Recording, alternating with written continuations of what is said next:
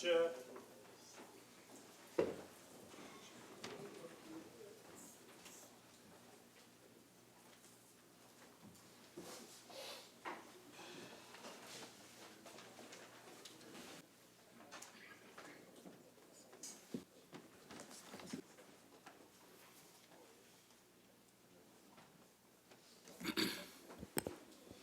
Okay, members, good afternoon. We will resume Standing Finance Committee.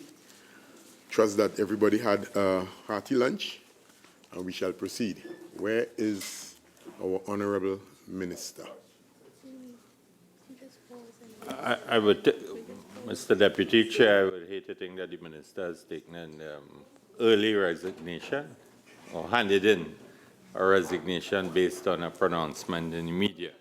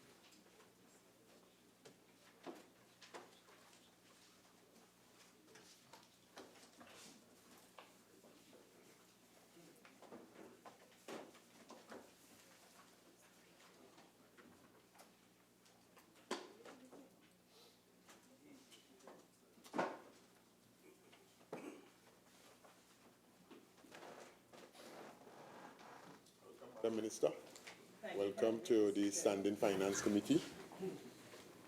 Welcome also to your Permanent Secretary and the senior executives of the Ministry of Labour and Small Enterprises Development. Welcome. Head 30, Ministry of Labour and Small Enterprise Development, $454,648,883. I will now invite the Minister of Labour and Small Enterprise Development to make a brief opening statement, not exceeding 5 minutes.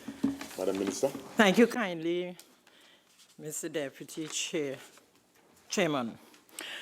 I'm grateful for the opportunity to meet with the distinguished members of the Standing Finance Committee to discuss the budgetary allocations to the Ministry of Labour and Small Enterprise Development for the fiscal year 2019 to 2020. There is no doubt that labor, employment, industrial relations, and entrepreneurship, Mr. Chairman, are critical issues in any discussions on economic growth, stability, and strength of our economy. This government has taken a proactive stance on these issues as opposed to a reactive one. Our aggressive action to reform the industrial relations system by modernizing the labor legislative and policy frameworks, enhancing employment and employability, promoting rights and responsibilities in the workplace, and to encourage entrepreneurship is a testament to our proactive approach. Mr. Chairman, in the conduct of our work at the Ministry of Labour and Small Enterprise Development, we are mindful of the changes in the world of work, modern human resource management practices, and rapid technological advancement, which are transforming the future of work. We recognize that it is not business as usual. Over the last fiscal year, the Ministry has pursued a robust agenda to put in place policies and to lay the foundation for amendments to labor legislation that would create a more enabling environment for a sound and stable industrial relations system in Trinidad and Tobago.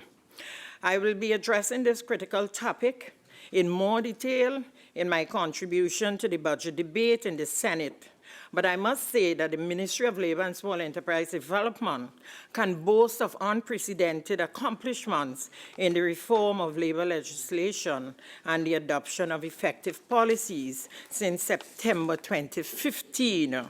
Mr. Chairman, we will continue to address the issues of employment and employability of our young people, retrenched workers, and the unemployed. This will be done through our ongoing programs, such as the On-the-Job Training Program and the National Employment Service, as well as through new initiatives, such as the Business Accelerator Program to be implemented by the National Entrepreneurship Development Company Limited, also known as NETCO. Mr. Chairman, for this fiscal year, Team Molsed, as we famously call ourselves across the ministry, we will continue to undertake critical work as outlined in our strategic plan 2017 to 2020.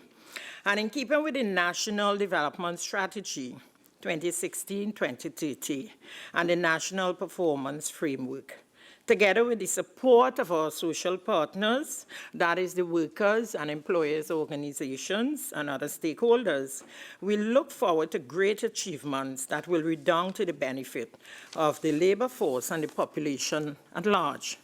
In closing, Mr. Chairman, we look forward to a fruitful and productive session and avail ourselves to provide the necessary information and clarification required by this standing committee. I thank you. Thank you, Madam Minister. Honorable members, the question is that the sum of $454,648,883 for Head 30, Ministry of Labor and Small Enterprise Development, stand part of the schedule.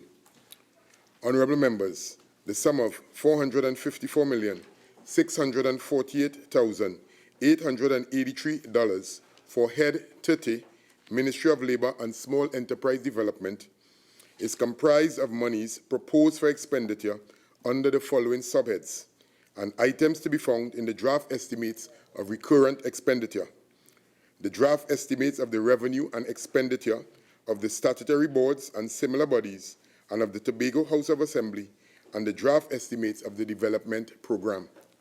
We now proceed to consider the draft estimates of recurrent expenditure. So we are in the recurrent expenditure booklet.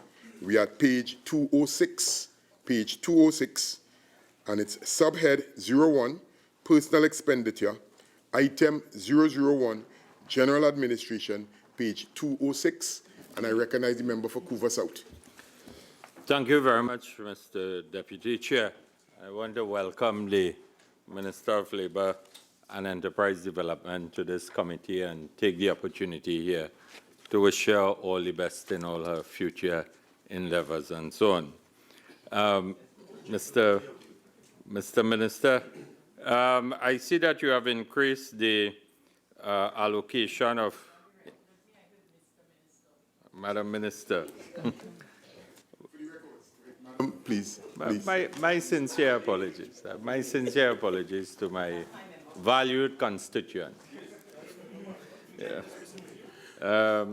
Under 001 salaries and cost of living allowance, the allocation has been increased by $926,977. Minister, could you inform this meeting how you intend to realize this, utilize this increased allocation? Mr. Chairman, Mr. Chairman, I want to thank my member of parliament for that question. And I can't believe my member of parliament want to change my sex. But the response to that is simple. The increase is to facilitate the payment of increment and arrears of acting allowances. So you have no vacant posts existing? Pardon me? No vacant posts existing? Yes. Any of this will be utilized to fill any of these vacant posts? Yes. How many vacant posts you have? All right. Contract or public service?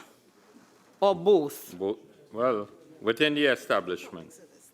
Okay, so the public service position, we have a total of 384. 160 of those positions are filled. Out of the 224 vacant positions, we have 126 persons acting against those positions, so we have approximately 98 vacant positions. And the 2020 estimates of $18.9 million, that was calculated on, in terms of salaries for which collective bargaining period?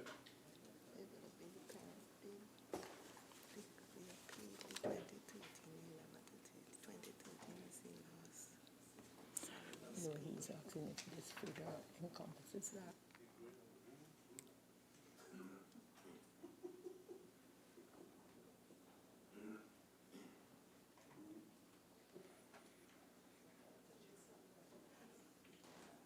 I am advised that the figure represents the salaries as at, for the period 2011 to 2013. 2013. Okay, and I know, Minister, without compromising the collective bargaining process, because I know you may tell me that disputes will be lodged at the Ministry of Labor and so on, but have you entered into any discussions with your colleagues as it relates to moving the collective bargaining process forward for public officers? That is not my responsibility. My responsibility begins when there's a breakdown in negotiations and either the employer or the recognized majority union forward that outstanding negotiation to the Ministry of Labor or to whether or not it goes down to the industrial court.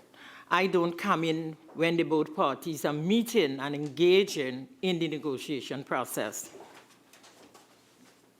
Thank you. Item 002, cooperatives, page 206. Question? Go ahead, member for Couva South. Thank you very much, Mr. Deputy Chair.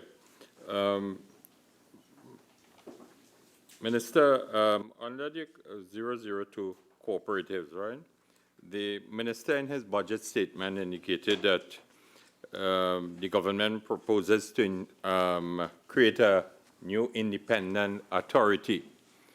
And in relation to 01 salaries and cost of living, I see that there's no increase or decrease in the allocation of salaries and cost of living. Is there a plan to disband what we would call the cooperative division through the establishment of this new independent authority and dismiss all of the existing public officers? Madam Minister. Mr. Chairman, I want to give the Member of Parliament the assurance and the population at large that this government has no such plan. What we are engaged in is institutional strengthening of the cooperative division to bring the officers up to present-day standard in attempting to manage the sector. So that will mean if there is the establishment of this new entity or this new authority, all the existing officers of the cooperative division, will they be transitioned into the new entity with preserving their terms and conditions of employment? Actually, thank you, Mr. Chairman. Actually, that independent body is a work in progress. There's an intention to create that independent body. That independent body has not yet been structured. It doesn't have form and structures yet. So that we still have the responsibility. Now, I think I should point out to you that there are financial cooperatives and non-financial cooperatives. So the intention would be to transition the staff that are responsible for financial cooperatives to that new body, and the non-financial, that responsibility would be retained within the cooperative division. So there is no idea, no intention at all to send anybody home, because I think that is what you're alluding to. Well, I am alluding to it in the context of I would have heard the Prime Minister said that the government was not closing down Petrotrin and 5,000 persons Mr. were Chairman. dismissed. Okay, Where member. in the line item is that relevant? No, proceed. Item 003, Friendly Societies, page 207. Item 004, Occupational Safety and Health Authority, page 207. And I recognize the member again for Couva South. Yes, Deputy Chair. Minister, 06 remuneration to board members. You have an increase of $258,200. Have you reclassified the board, or have you, the government has appointed additional members to the board of the authority? I am not aware that there is an increase in the membership on the board.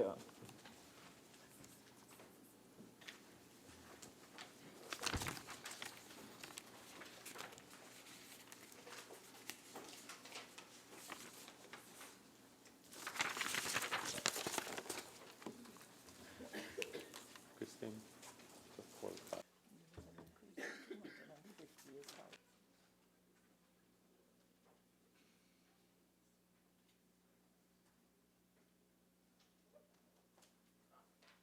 I'm sorry, member for Couva South. The board did not have all the members sitting, and as such, a note is currently before Cabinet for the reconstitution of the board, and as such, provision have to be made for those two members. Two additional members, without divulging who. Could you tell us what sectors of the society they may be in terms of adding value to the composition of the board? Well, the Occupational Safety and Health Act directly states who the members of the board should be. I could easily recall a member from the National Safety Council, representative of the Ministry of Health. I don't recall the other representative. But the construct of the board is in strict accordance with the provisions of the Act. I hear you. You said that you was, the cabinet was taking on, I think, two additional members. All right, let me give you the information in accordance with the Occupational Safety and Health Authority, Section 65. The authority shall consist of a chairman appointed by the minister, a deputy chairman appointed by the minister, the executive director of the agency, a representative of the ministry responsible for occupational safety and health, a representative of the ministry responsible for health, a representative of the ministry responsible for energy industries, a representative of the body responsible for standards in Trinidad and Tobago, a representative of the Tobago House of Assembly, and 9 other members appointed by the minister in accordance with subsection 2. And when you go to subsection 2, it states that before appointing the members of the authority other than the chairman and deputy chairman, the minister shall, A, as to 2 of them, consult such organizations representing employers as he considers appropriate. B, as to 2 of them, consult such organizations representing employees as he considers appropriate. And C, as to 5 of them, consult such other organizations, the activities of which are concerned with matters relating to any of the general purposes of this Act as he considers appropriate, including the Medical Board of Trinidad and Tobago, the Board of Engineering of Trinidad and Tobago, and organizations representing women affairs. So the board is constituted in accordance with the provisions as laid down in Section 64. Thank you, Madam Minister. Yeah. Item 005, on the job training program, page 207. I recognize member for Chaguanas West. Chaguanas East. Thank you very much, Mr. Deputy Chair. Honourable Minister, may I start with line item 01? I know that there is a decrease in the travelling and subsistence for this very critical and important and voluminous program. Is that amount sufficient for your traveling and subsistence? And how many officers will you deem to be accessing the traveling and subsistance? Item 005, page 207. Yes. I am aware of that, Mr. Chairman. Proceed, Madam Minister. I was just waiting for Right. your directives. Thank you, Mr. Proceed, Madam Chairman. Through you, Mr. Chairman, may I inquire of the Member of Parliament for Chaguanas East, 01 salaries and cost of living allowance? No, I'm on traveling and subsistence. You are on traveling and subsistence. I'm on Okay. page 211. No, you, No, no. Wait, it's 207? No, you're in No. goods and services. All right, okay. When I get there. Okay. All right. Subhead 02, goods and services, page 208, item 001, general administration, and it's pages 208 and 209. Chaguanas East, Well- here you at? The 005. Okay, Can one I second. refer to that? Couva South, you on this item? Goods and services? Item 001, general administration. You on that item? No, I am on page 208. Okay, well, one second. Item 002, cooperatives. You all are following with me?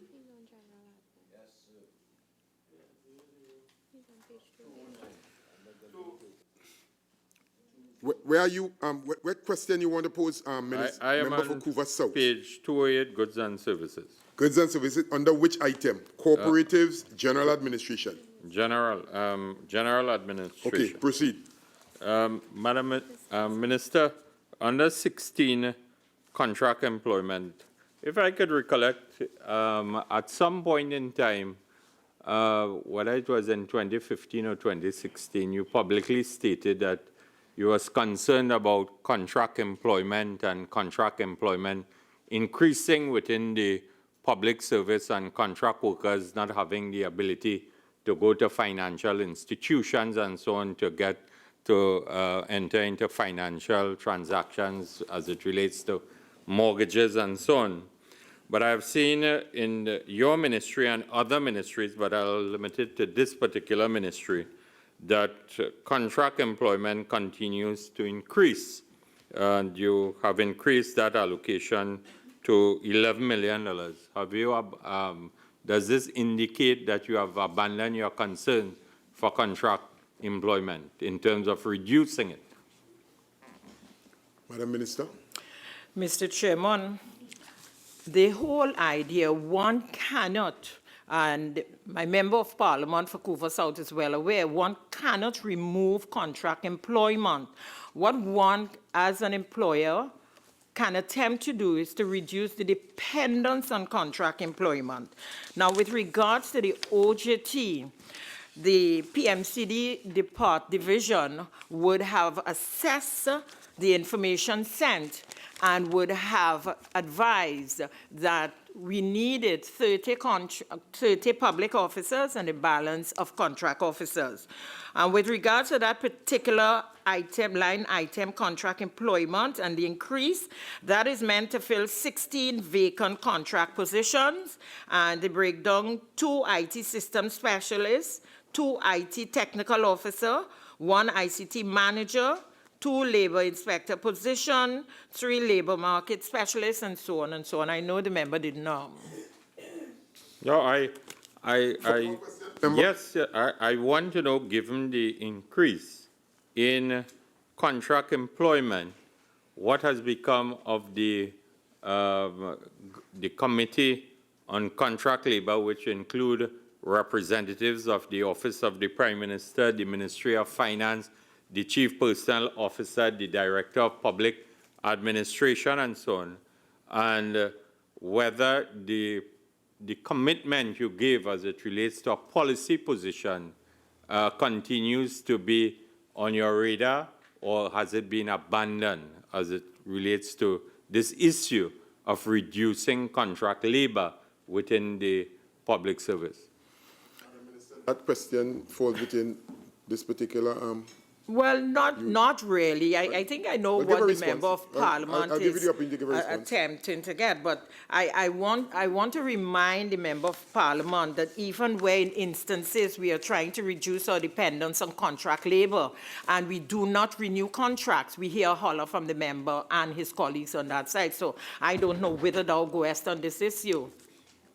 Well, without getting into any tit for tat, Madam Minister, I'm trying to see if you have developed on your concern for contract officers in the public service and fulfill your commitment because you are due to demit office, that Okay, you have fulfilled Thanks, your member. commitment.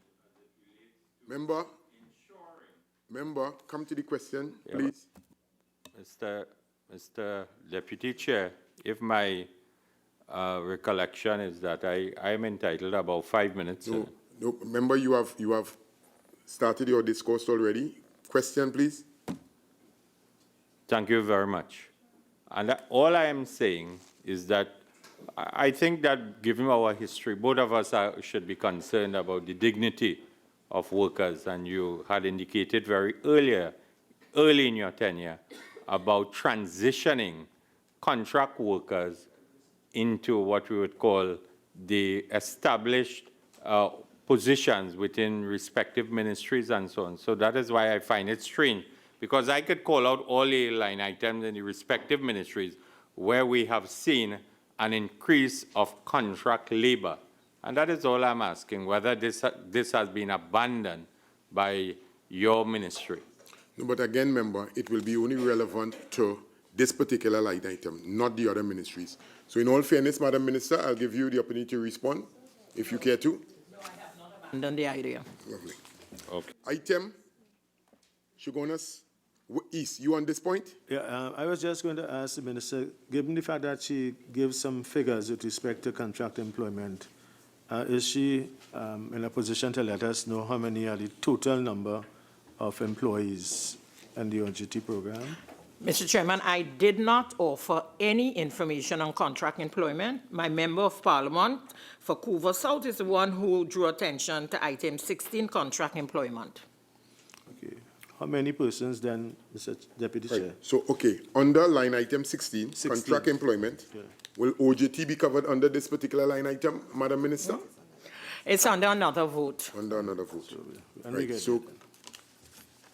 Couva South. Thank you very much, Chair.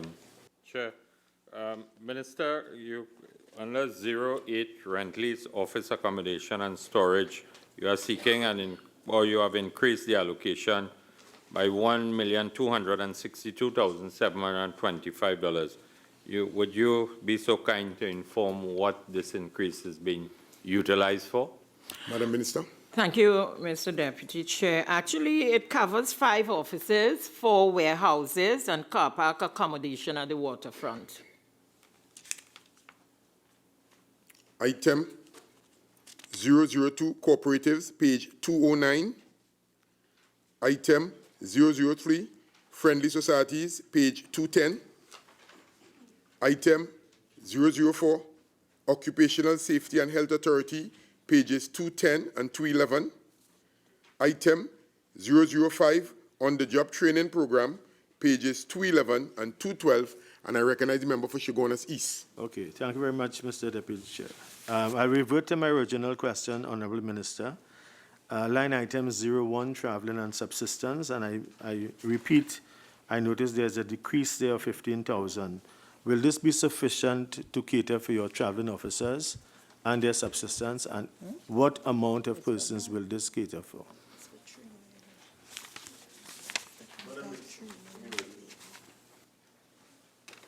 My information is that is to conduct, you're talking about 01 and the traveling and subsistence. Yeah.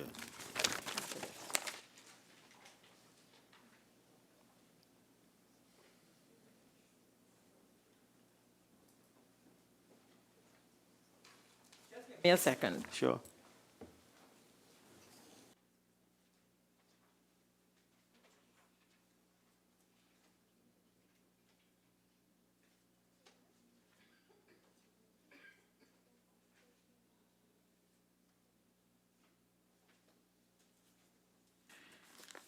This figure represents travel to Tobago for quarterly training sessions.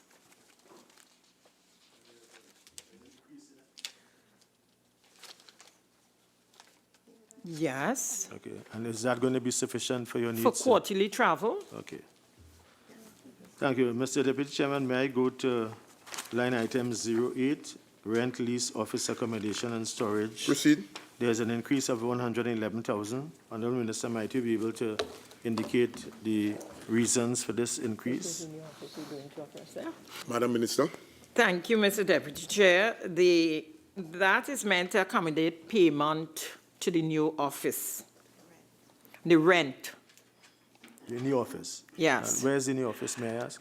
Well, we have identified a building, Nicholas Court, where customs used to be at the corner Independence of Square. Abercrombie and, Independence yes, Square. Independence Square. We're in the final stages of signing off the various agreements. Thank you. Line item 12, Mr. Deputy Chair. Proceed. You Materials had and an supplies.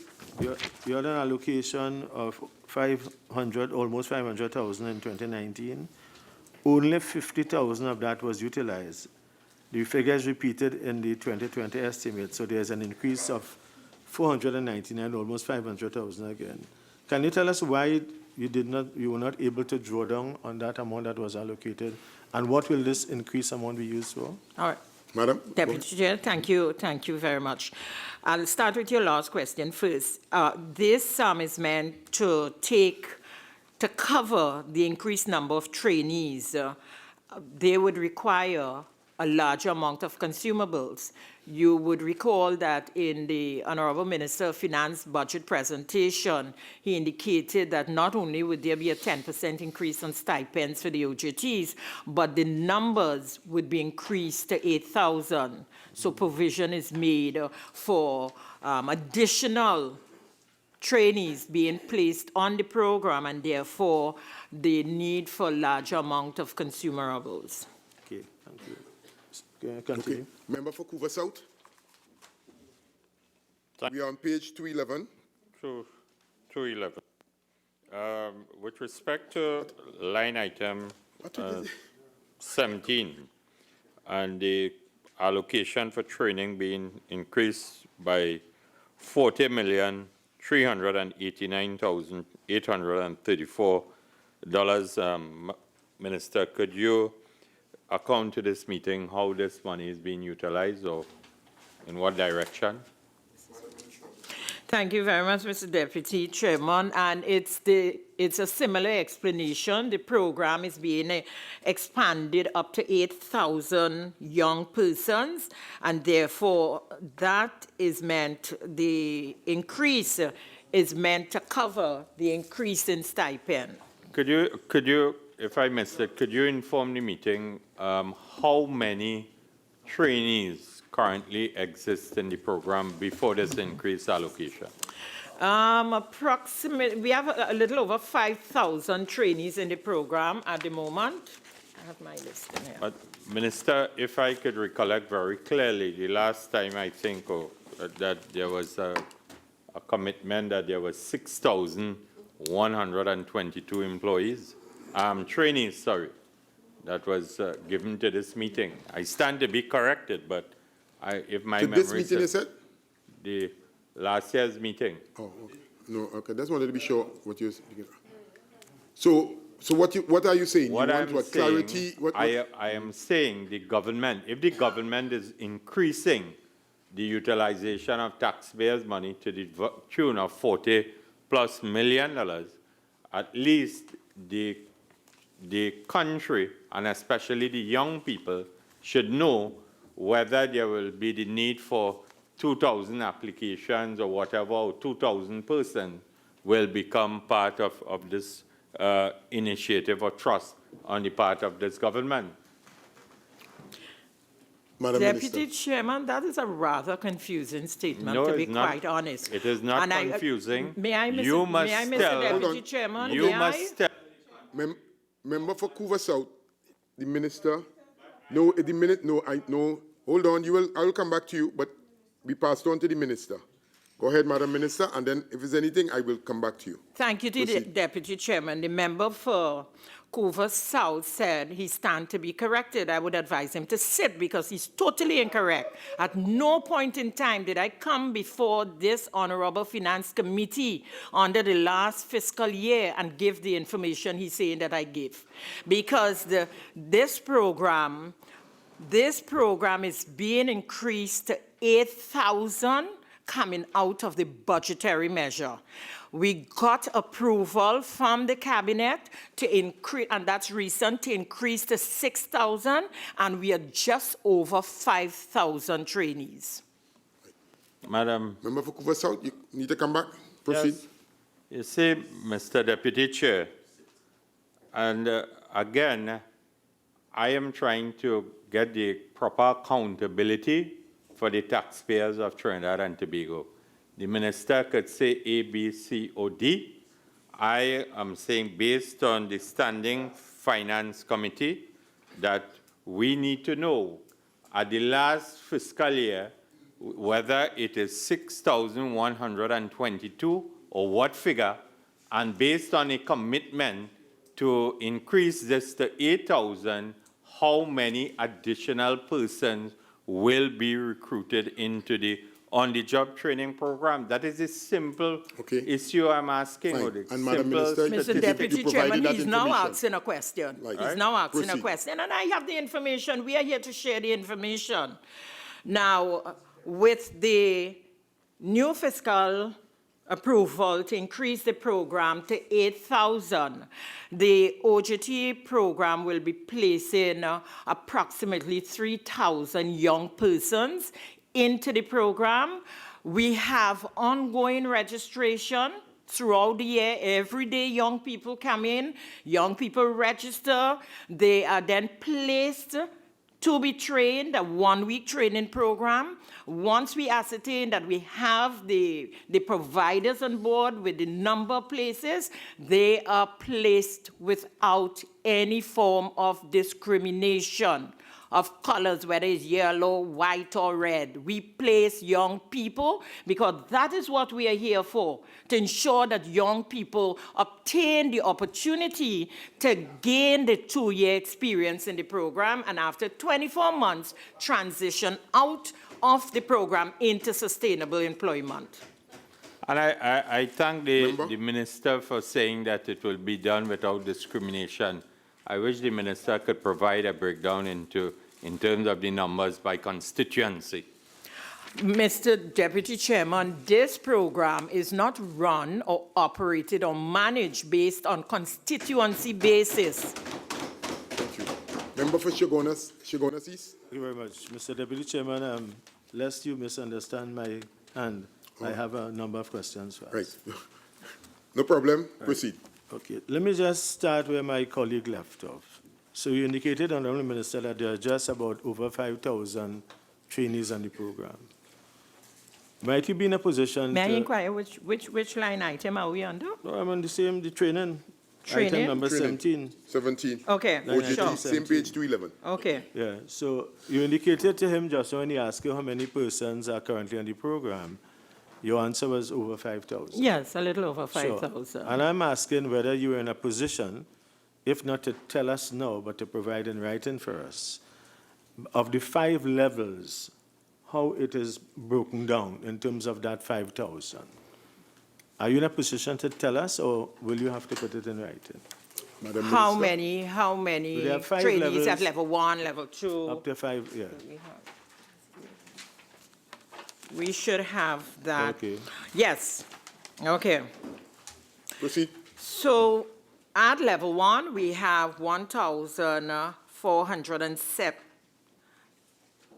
400. Permit me, Mr. Deputy Chairman, to inquire from the member for Shogunas West. East.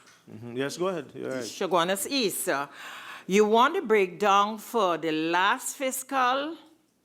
Is that what you're asking me? Yes, you could give it to me for... Because I the can't last- give you for this fiscal. No, you can't because Okay, this fiscal so is for the just last started, fiscal, certainly. So for the last fiscal, we placed approximately 3,790 trainees. At level 1, there were 1,478 trainees. At level 2, 673 trainees. Level 3, 149 trainees. Level 4, 1,338 trainees. And at level 5, which is the master's program, 152 trainees. Okay. Now, given the... Would you like the regions? If you want, you could give it to us. I mean, I don't want to detain you, but I'll be happy to hear them. Madam Minister, But if you could... how lengthy would it be? It's not lengthy. All right, proceed. It's not lengthy. And once you're willing We'll be happy to to hear. provide it, go ahead. Yes. South, 1,645 trainees. East, 1,483 trainees. West, 1,368 trainees. Central, 847 trainees. And Tobago, 260 trainees. Okay. With the increase that you are projecting to 8,000, will you have sufficient staff to physically visit these trainees and monitor them on the job? Go ahead, madam. Mr. Deputy Chairman, that's a very good question. Right now, we are in the process of preparing a document to forward to the PMCD, making a request for additional placement and marketing officer 1 and placement and marketing officer 2. You're quite correct. We will need to increase the staff to accommodate the larger number of trainees. Okay. I also want to ask with respect to the private and public sectors, might you be able in a position to tell us for the last fiscal year how many persons were placed in the private sector and how many of the trainees were placed in the public sector? Certainly.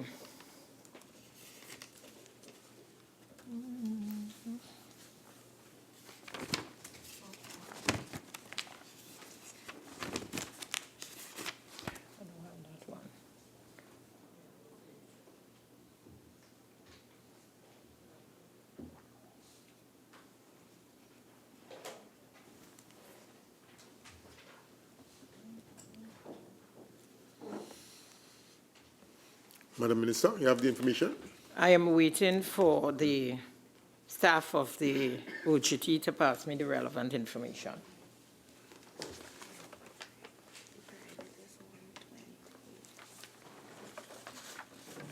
Okay.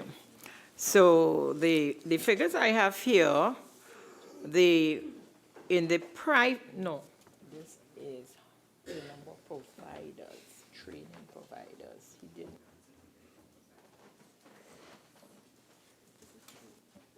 It's the number of OJTs in the system, In the private public sector and in the public. private sector. Yeah.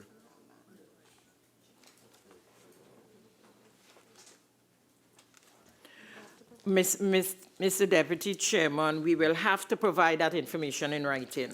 Sure. Member? All right, let me ask a follow-up question to that. Based on what you know with respect to the private sector, I suspect the private sector may not have anything close to the intake that you have for the public sector. I'm sorry, could you repeat I said that given the experience, it may be that the private sector has not taken up as many trainees as you would have in the public sector. Am I correct? Yes, that is Right. correct. And therefore, with respect to the Government being the largest employer in Trinidad and Tobago. Right. Do you have a projection based on your 8,000 as to how many you project you will want to have included in the private sector versus the public sector? Actually, thank you, Mr. Deputy Chair. Actually, the director and the staff at the OGT are in the process of going out there and attempting to bring new providers on board. Because with this increase of trainees, we definitely need to bring the private sector providers on board and some of the state enterprises, and that is a work in progress. Because when you look at your registration, would advise you which area, which providers we need to target, and therefore that is the systematic and clinical way it is being addressed. Okay. May I ask, as a follow-up to that, in terms of the whole marketing strategy and the reception of trainees by the private sector, do you have any outstanding sums of money for reimbursement to the private sector? And if so, how much? Madam Minister? Thank you, Mr. Deputy Chair. We anticipated that question, Member of Parliament for Chaguanas East. Sure. And the outstanding reimbursement for private providers is the sum of $237,554.97. Okay. Thank you very much. Another follow-up, Mr. Deputy Chair. Proceed, member. This is also not only for me, but for the persons who are looking on and viewing on at this Standing Finance Committee. Most of your trainees would apply online. Am I correct? The potential trainees. You have a mix. Sorry, Mr. Deputy Chair. You have a mix who would come in person and write. Right. How long after they apply would you have the interview process?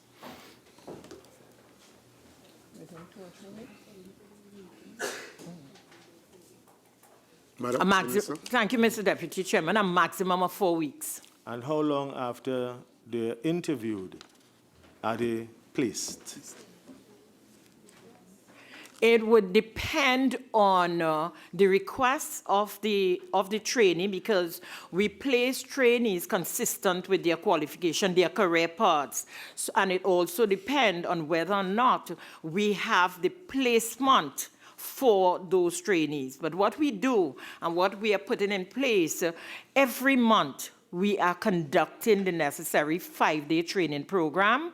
And therefore, once these trainees go through the training programs, they're on hold, and as soon as placements are identified, they are contacted and they're brought on board. So, Honourable Minister, Proceed. how long from your experience, and I have some evidence, some trainees, how long do the evidence suggests that some of them actually are on a waiting list to be placed? 1 year, 2 years, 6 months, 9 months? What's the maximum waiting time? I would tell you it's not 1 year, because we did an assessment and went back to those who were registered to see, because I did have 1 or 2 complaints, and I requested the director to certify that we did not have any falling through the loop. But I can agree with you for a 6-month period, yes. Remember, these young persons are coming in daily, they are registering daily, so that we do have a waiting list at the moment. But with the new budgetary measure to increase the program to 8,000, the rubber is hitting the asphalt in this regard. Can I? Go ahead. Well, Yeah. it seems as though the rubber is not only hitting the asphalt, it's hitting the dollar.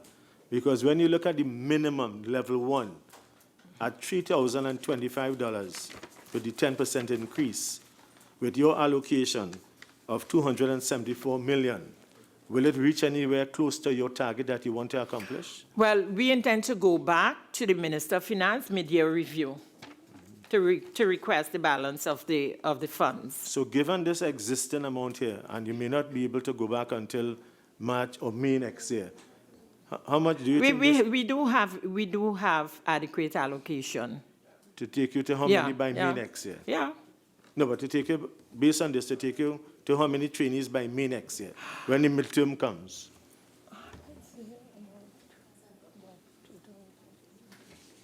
You could ask them. You could ask them.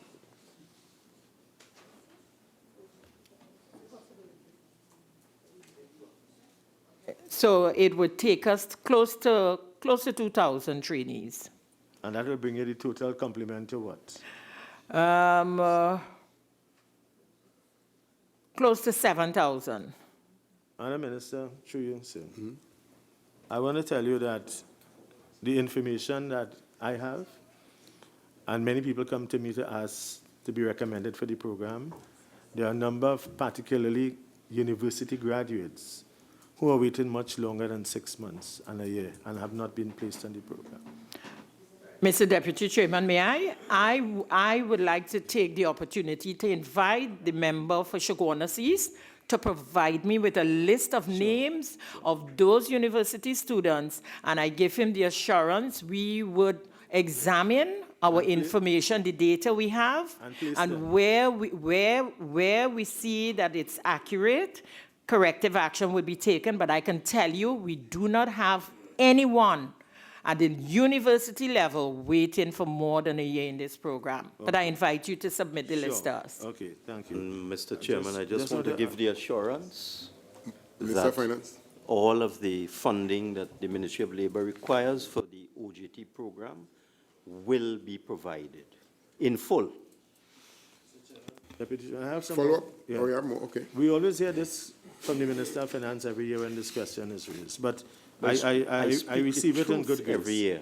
I want to ask the Honorable Minister, do you have any instances or any experience based on this amount of money that could diminish the quantum of trainees? Do you have any instances that you have to deal with overpayments or even ghost payments or even misappropriation of payments? Madam Minister.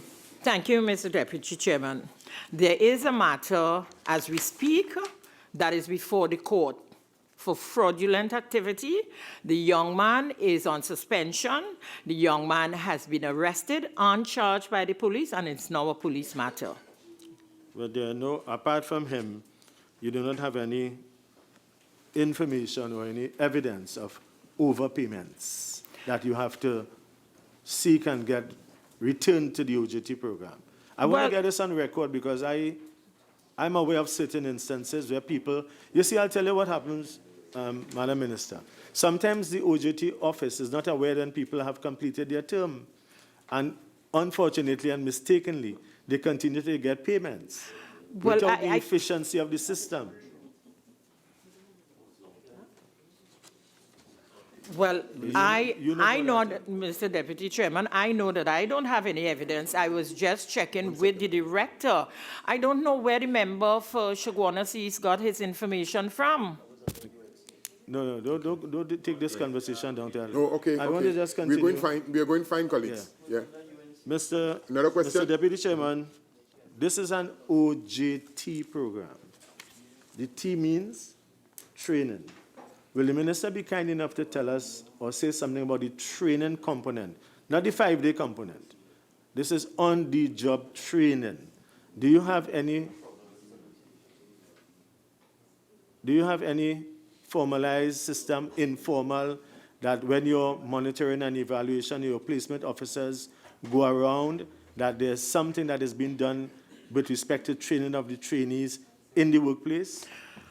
Mr. Deputy Chairman, I am happy for that question because when I assumed the responsibility of the line minister, there were no systems in place to ensure that when the trainee was placed at the work site, that the trainee was operating in accordance with a training plan. Under this administration, we are ensuring that wherever we place those trainees, that the employer develop a training program so that the trainee would undergo the necessary training to build his or her skills in accordance with a documented training plan. Well, Mr. Deputy Chairman, I want to assure the minister, and I say this from my own evidence and experience, we in fact had training plans for trainees in the workplace. We saw no evidence And- of that. Well, you may not have seen Members, hold on 1 second. You may not have seen it. We are not going to go back and forth let me with just- regards to that issue. I want Next to ask, question, I'll please. go on with another question. You indicated earlier on about the number of trainees and they online as well as physically come to the office.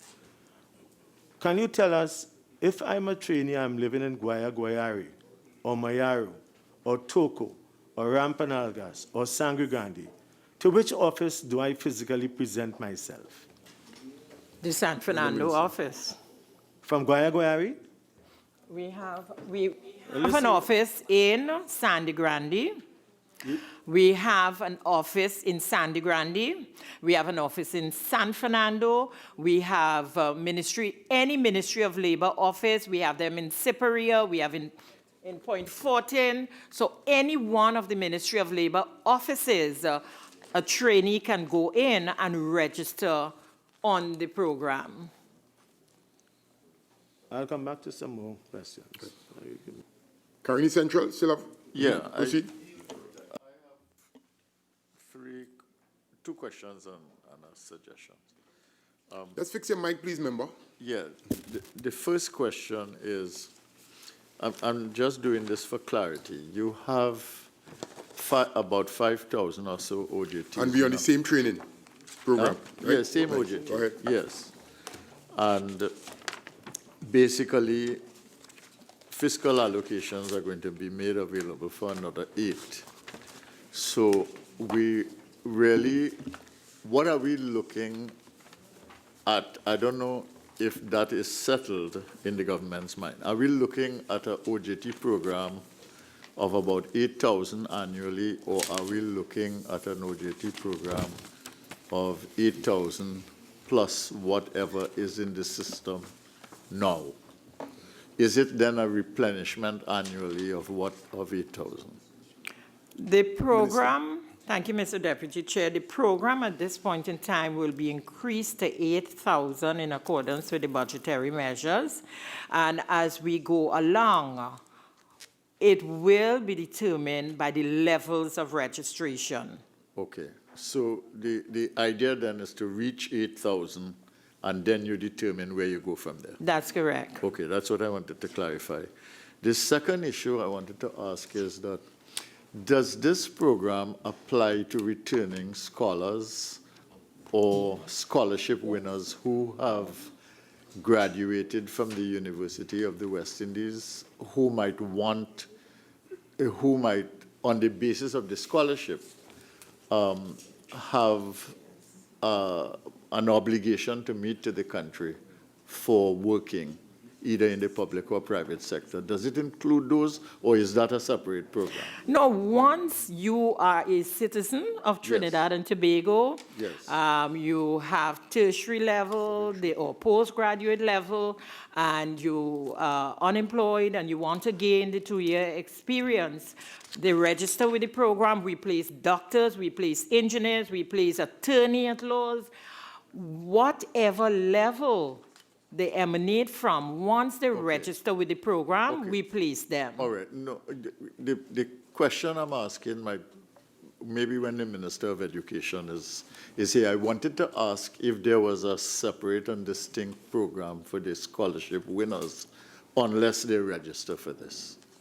That's what I really want. You can provide that information, madam? Do you know? If you don't know, it's okay, because I'm just trying to get the information. I'll ask the Minister of Education when he is up.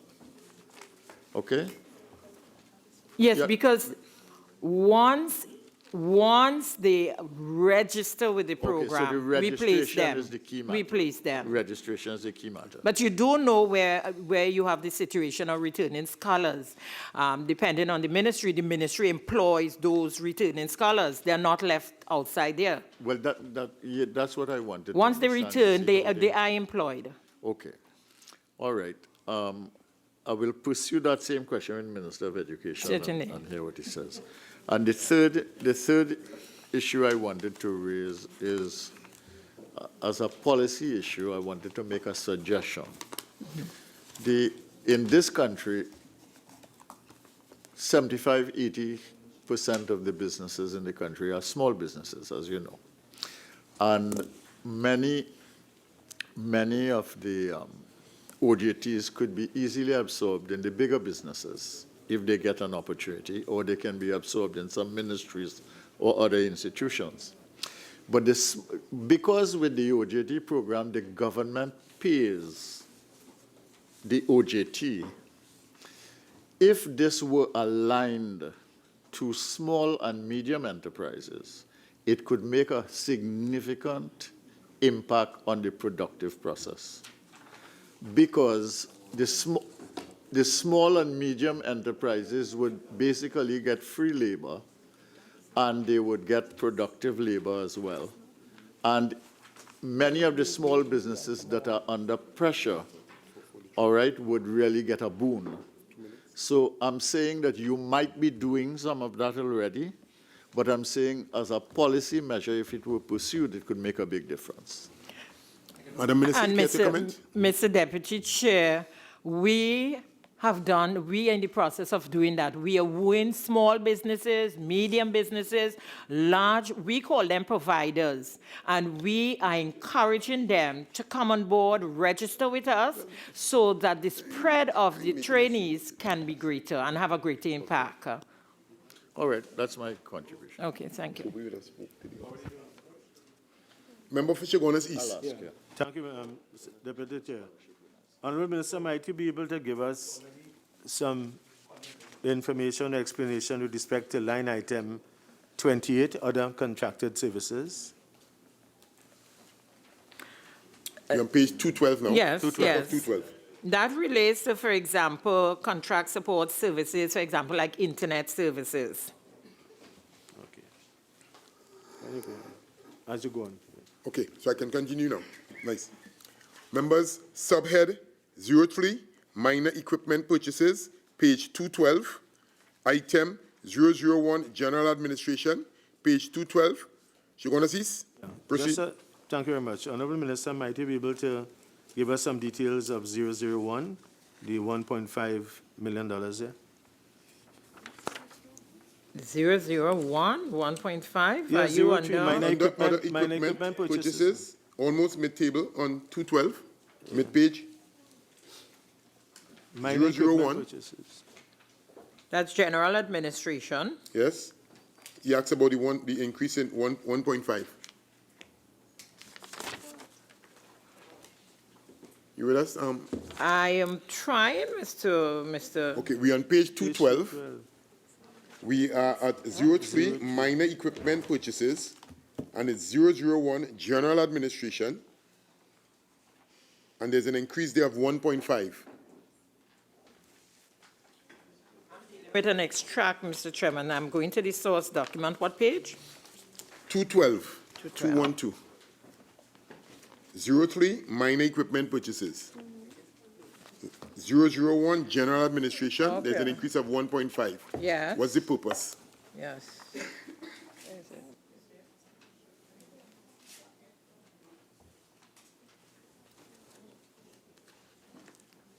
Mr. Deputy Chair, we'll have to provide that information in writing, subsequent. Okay, that's fine. Item 002, cooperatives, page 212. Item 003, friendly societies, page 213. Item 004, occupational safety and health authority, page 213.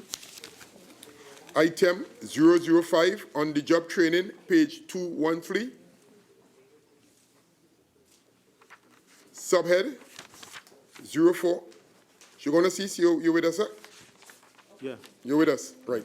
Subhead 04, current transfers and subsidies, page 214, item 003, United Nations organizations, page 214, item 004, international bodies, page 214, item 005, non-profit institutions, page 214, item 007, households, page 214. I will recognize Couva South first. Thank you, Chair. 40 gratuity to contract officers, an allocation of an increase of $2 million. Could the minister advise this meeting how many persons have benefited from this or will benefit from this increase? Madam Minister. Yes, Mr. Deputy Chair, just give me 1 second. Page 214, down to the bottom, 007 households, gratuities. Mr. Deputy Chairman, we will supply the information in writing. And could I ask, Minister, these are for persons whose contracts have been renewed in the ministry? Madam Minister, you could shed light there? Or All you- that information will be provided. And if the contracts have been renewed, when were the advertisements placed for inviting persons to apply for these positions? And where were these advertisements placed? Madam Minister, all that will be provided? Yeah, but Mr. Deputy Chairman, I just want to point out that the gratuities to contract officers, that is applicable to all ministries. And I am aware that the Minister of Finance is making provision so that ministries will become responsible for payment of these contract gratuities instead of the Comptroller of Accounts. I have absolutely no problem with what the Minister of Finance said. In fact, during this entire meeting, I have agreed with the ease of wanting to pay persons. I am seeking transparency as it relates to the So whole the contract position. the minister will provide the information. Well, I hope But, so. Right, but Madam Minister? Mr. Deputy Chairman, is it that the member of Parliament for Vancouver South is inquiring under Household 004, settlement of claims former URP workers? No, he's on 40. Okay. Gratuities to contract officers. Not so, member? Thank you for Right. Yes. clarifying that, Deputy Chair. Nice. So the information will be provided. Certainly, Mr. Deputy Chairman. Oh, yes. She's going to cease. Yeah, I wanted to ask a question. I had my hand up for non-profit Yeah, go ahead. institutions. Non-profit. Honourable Minister, Or you're just going back up? yeah. All right. so line item 04, thank you very much, Mr. Deputy Chairman. Grant to International Labour Organization, ILO. I believe I heard somewhere that the ILO has done a report on the OJT program. Is that correct? I'm not sure.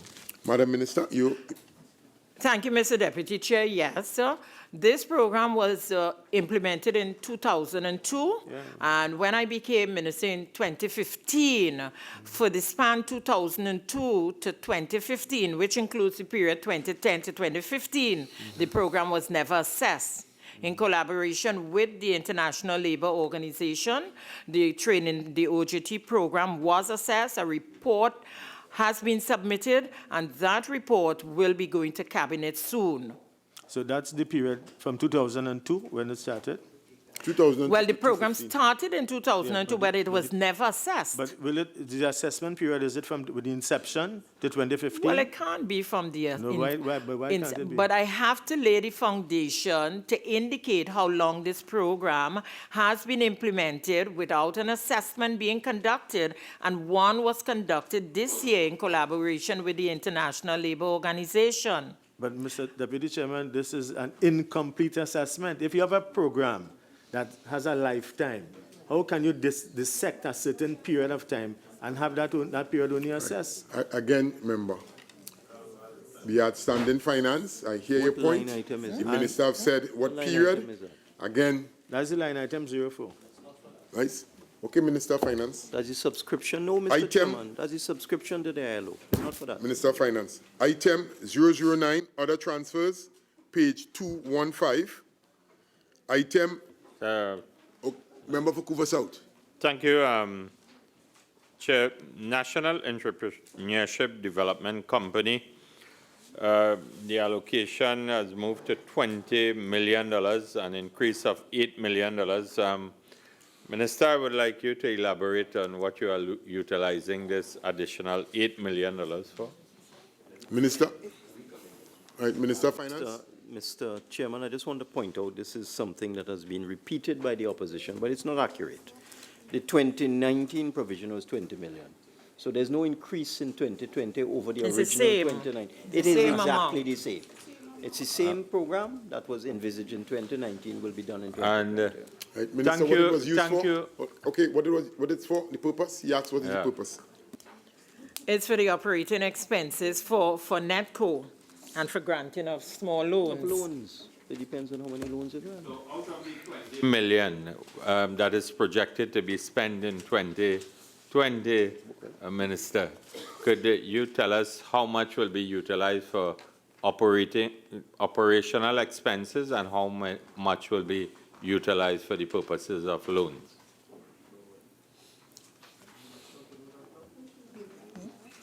Madam Minister. We don't have that information available at the moment, but it will be provided. Do you have the information for 2019 fiscal? Well, Mr. Deputy Chairman, If it would assist the member for Vancouver South, would you want to have the value of the loans for the last fiscal? If you Or are would you want to know the number of loans disbursed? loans disbursed, the value, everything, and the operating expenses too. All right, so Provided now? Mr. Deputy Chair, 2 out of 3 can be provided now.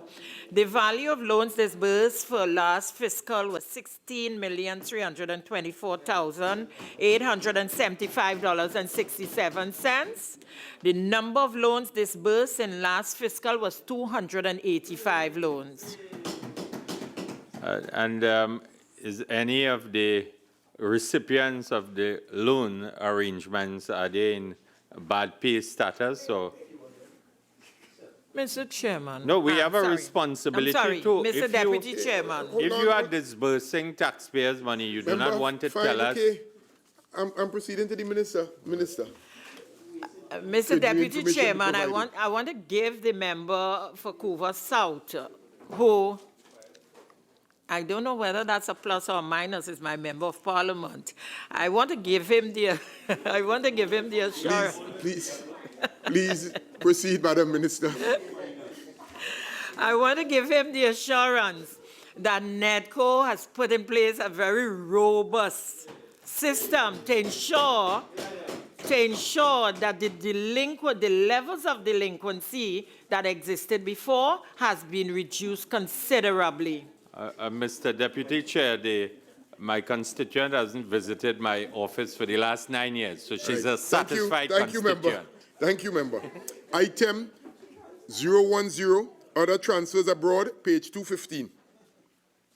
We now move to the other book, statutory boards and similar bodies, subhead 06. Right, we'll be going to page 173. Subhead 06, current transfers to statutory boards and similar bodies. Honorable members, we'll now move on to the draft estimates of the revenue and expenditure of the statutory boards and similar bodies and of the Tobago House of Assembly. Number 17, Cipriani Labour College and Cooperative Studies. Subhead 01, personal expenditure, page 173. Item 001, general administration, page 173.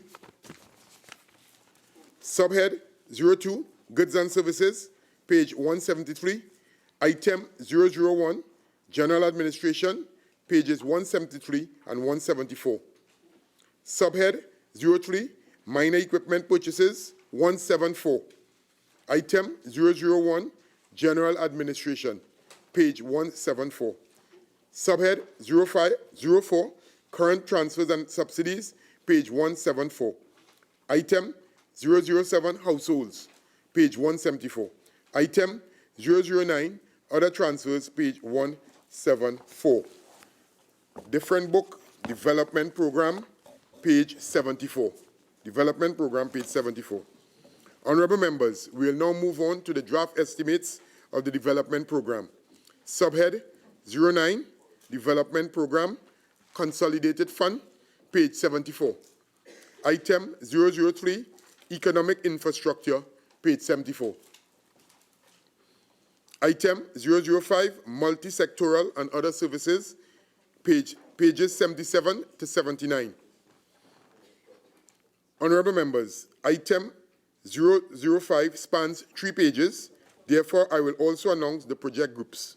Starting with M, Cipriani College of Labour and Corp Studies, page 77.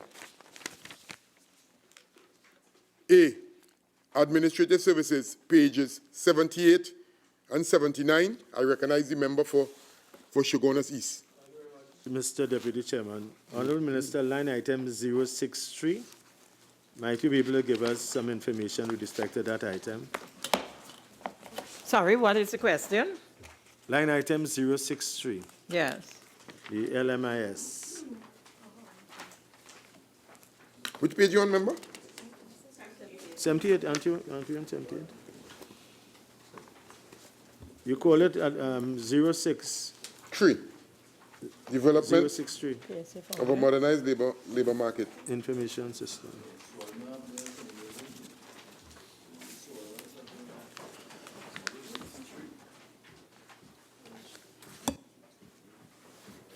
We're on page 78.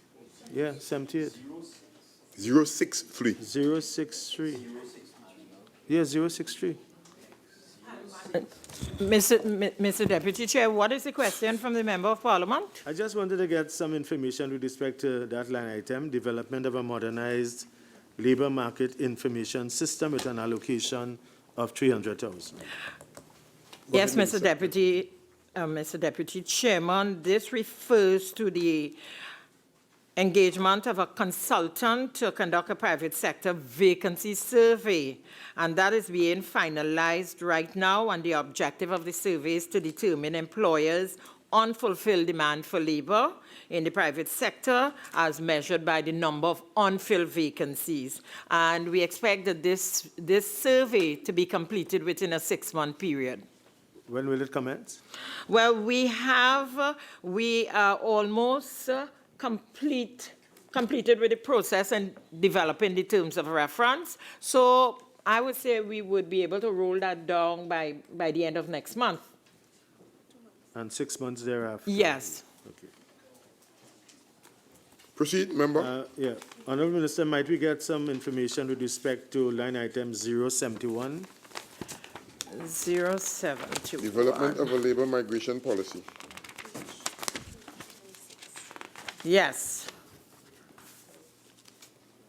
What is the question, Mr. Deputy Chair? Some information on it. Just let us Okay. know.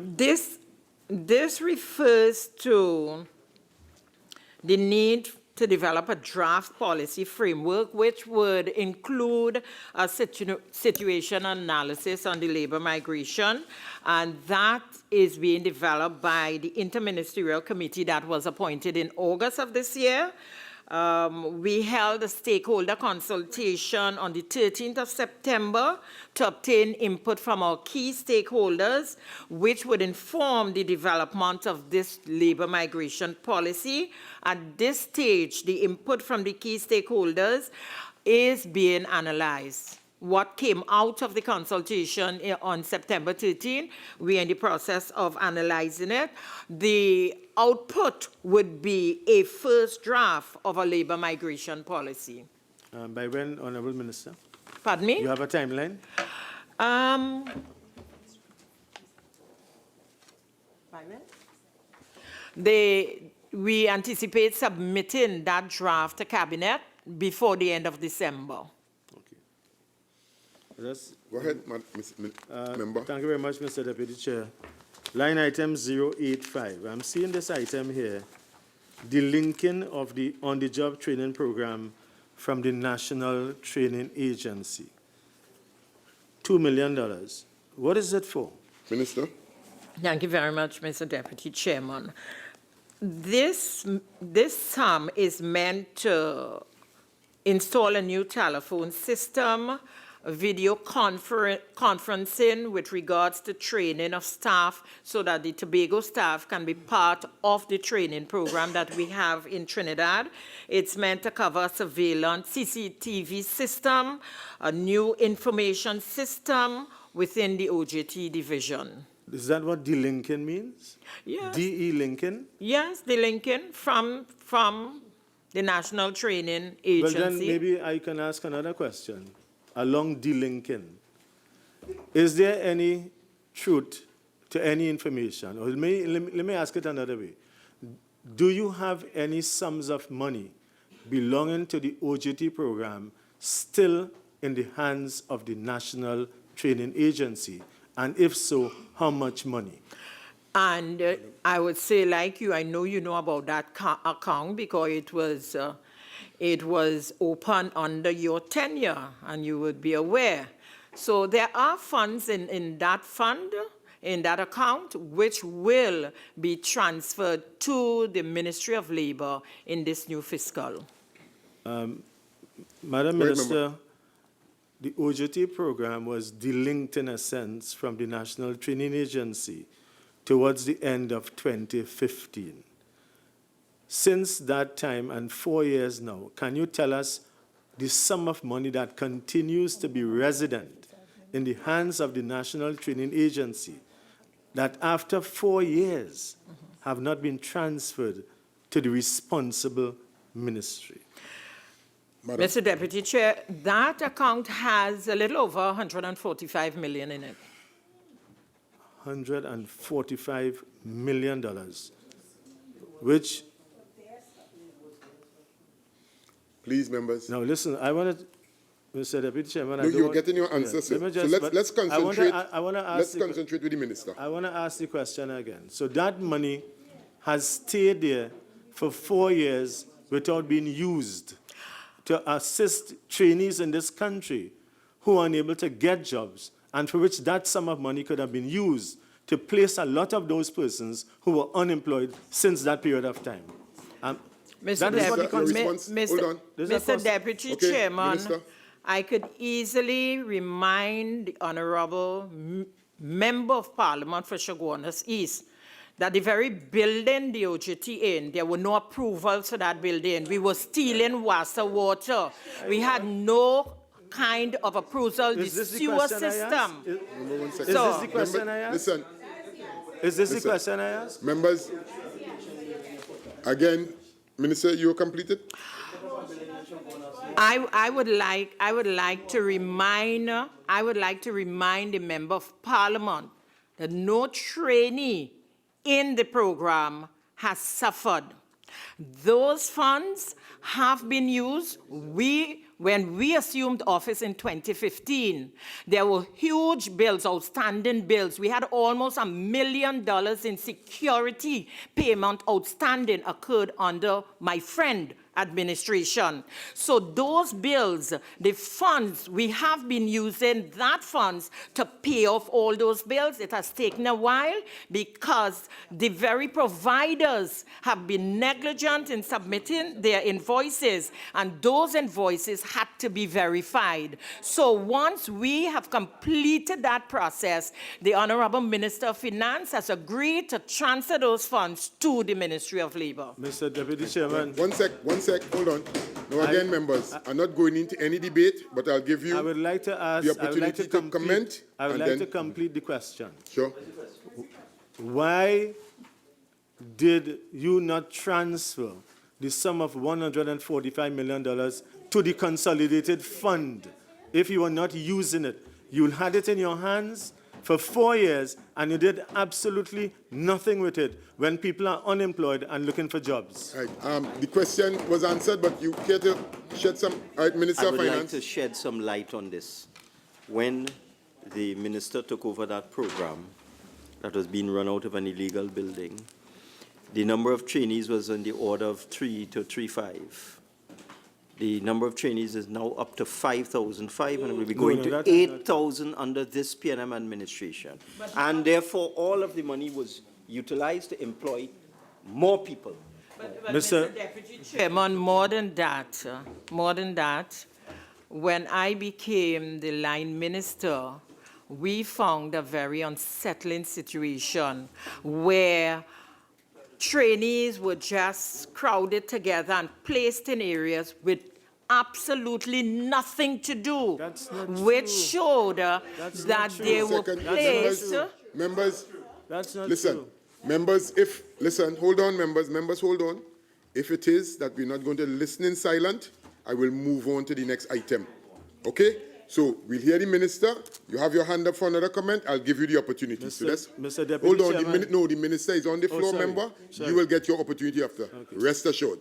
Proceed. So that, Mr. Deputy Chairman, we had to conduct an assessment to determine, and what we found was that the indiscriminate placing of OJTs, simply to say, we have placed X number of OJTs, but they were not benefiting from the program. They were sitting, twiddling their thumbs. In TT Post, we found 200 OJTs inside here. It's not true. Minister So of Finance, please, please. Okay, member. Mr. Deputy Chairman, it is very unfortunate. It is very unfortunate Silence. that a line minister will come here and tell such erroneous information. I want to, no, hold on. Members, hold on. Listen now, don't tell me it is true. I want to tell you, if you want to see how many persons were registered as of 2015 June, go to the document that was presented by this Minister of Finance in this House for the 2016 budget. It was in excess of 7,000 trainees. You mustn't come and mislead. Right. You are misleading the House. Okay. Any further question, member? You see, I'll tell you why. Any further question? I'll tell you. I want to end. I'll tell you why. I'll tell you why they're doing this. They cannot answer the question. You kept $145 or $50 million in an account without using it for the benefit of the children and the unemployed in this country. Thank you, member. And that is what you did. Right. That is what you did. Right. Members, okay, fine. Couva South, you okay? No. Do you have a question, member? Yes, Right. Which item? Line item? Mr. Deputy Chair. I know that the Labor legislation reform. labor legislation reform. And Mr. Minister, I see that you are asking for an allocation of $1 million to follow through on a review of the Minimum Wages Act, the Maternity Protection Act, legislation that govern HIV, AIDS, and employment standards and so on. Do you have a timeline for the completion of these pieces of legislation? Member?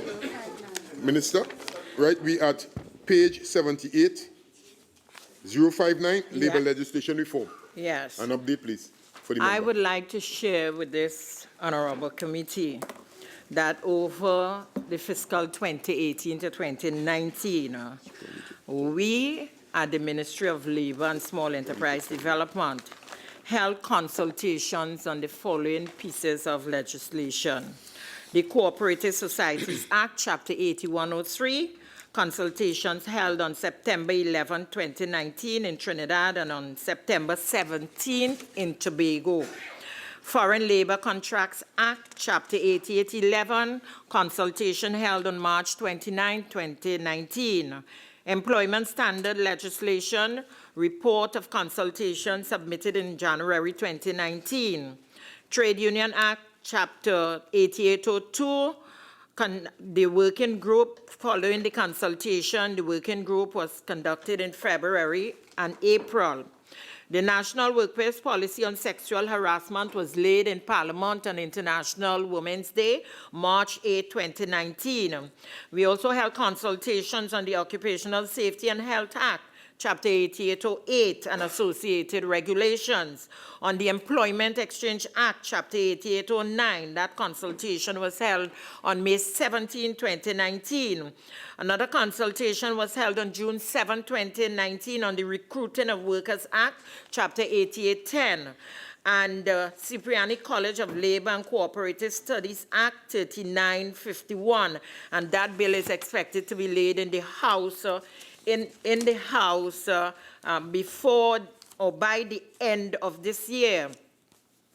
It is proposed that the following items would be addressed: legislation relating to employment standard, formerly basic terms and conditions, the Minimum Wages Act, Chapter 8804, Maternity Protection Act, Chapter 4557, also legislation to cover HIV/AIDS in the workplace, and legislation to cover sexual harassment in the workplace. We aim to complete and submit the draft policy position papers in respect of these items within the fiscal year to Cabinet. I also want to point out at present what is before the Cabinet, a draft policy position papers on amendments to the Retrenchment and Severance Benefit Act, to the Industrial Relations Act. The Cabinet would have referred those two policy position papers to the National Tripartite Advisory Council, the council which is led by the Honorable Camille Robinson Regis, our Minister of Planning and Development. The NTAC met over a period of time and considered the amendments to these two pieces of legislation. And I'm very happy to say that the comments of NTAC are now back before Cabinet for its consideration. And we are looking at placing those amendments before Parliament by the end of this year. Leader of Government Business.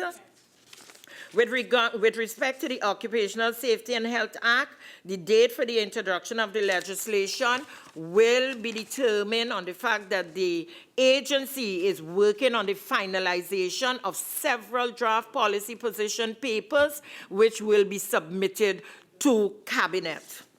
Thank you, Madam Minister.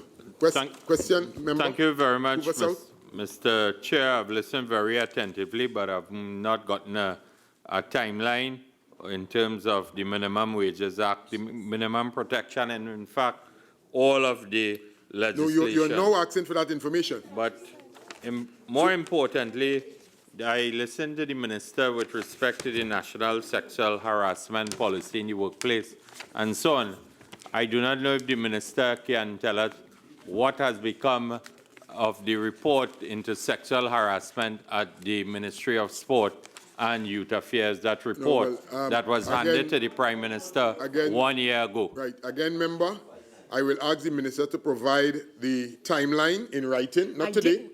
Mr. Deputy Chair, I did give that information. Timeline? Yes, I didn't hear within this fiscal. I did say within this fiscal. What month? What but month will it be question- laid in the Parliament and so on? The amendments that you indicated in respect to the respective pieces of legislation. Mr. Deputy Chairman, with all due respect, my member of Parliament for Hoover South spent 5 years in office. How many pieces of legislation did you bring to Parliament? All right.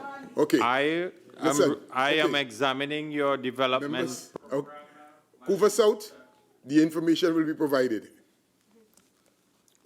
F, public buildings, page 79. You have a question there, member?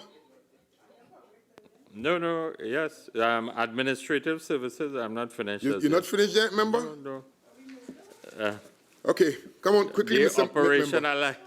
The operationalization of the National Tripartite Advisory Council was launched with much fanfare, I think 93. somewhere Question, please. on the 15th of March 2016, Mr. Chair. And in 2020, why it took us so long to engage in public consultation, and I think a national logo and tagline competition and so on. We would expect by now the National Tripartite Advisory Council would have addressed the opening or reopening of the ArcelorMittal steel plant and other business initiatives and so on. Member for Hoover South, we are dealing with the finances of it. All right? But you want to find out what the $1 million increase is for? Yes. Fine. Remember the $1 million increase. We're not going into the other debate. Yeah. Mr. Deputy Chairman, I want to give the Member of Parliament for Hoover South the assurance that this government is very concerned that the situation relating to ArcelorMittal does not recur. That is why the amendment to the Retrenchment and Severance Benefit Act will be brought before Parliament. So I want to soothe his concerns in that regard. We are operationalizing the National Tripartite Advisory Council. We have had challenges over the period of time. With regards to accommodation, Mr. Deputy Chairman, on 2 occasions we identified accommodation. In one instance, just before we signed off, the owner of the building sold the building. He got an offer that he couldn't refuse. He sold the building. The process had to start all over again. My friend knows, as a former minister, he understands the process whereby accommodation is sought. We have to go through Press D in order to obtain accommodation. We have identified a building, the Nicholas Court, at the corner of Abercrombie and Independence Square, and we are in the final stages. We have advertised all the positions needed for NTAC. We have conducted interviews. We have identified the staff. We brought one research officer on board. And as soon as we get the new accommodation, we will be bringing the additional staff on board. I also want to tell them that NTAC is working. NTAC has appointed subcommittees, and therefore, once we get the accommodation, the staff, we will have the necessary support staff to work with NTAC in delivering its mandate. Right. Thank you very much, Mr. Chair. I guess that the 63,000 plus people who have lost their jobs have been deceived as it relates to the National Tripartite Advisory Council. Yes, development of a labor migration policy. We have 071. Deputy Chair, I dealt with that. No, I want It to. was a question raised, I think, by you. You dealt with that already. You have a what? But if my colleague asks a question, I respect the fact. Let me hear your question, I member. should be entitled to ask. Your question, member.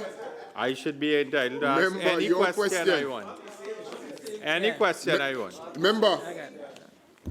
Question? Yeah, thank you, Mr. Chair. The development of a labor migration policy in Trinidad and Tobago, we see an increase in the estimate to 600,000. Would that have been influenced, Minister, by the BBC's report as it relates to 40,000 Venezuelan existing in Trinidad and Tobago? Okay, I would not entertain the question. F, Public Buildings, page 79. Infrastructure Development Fund, page 191. Item 005, Multi-sectoral and Other Services, page 191. Honorable members, the question is that the sum of $454,648,883 for Head 30, Ministry of Labor and Small Enterprise Development, stand part of the schedule.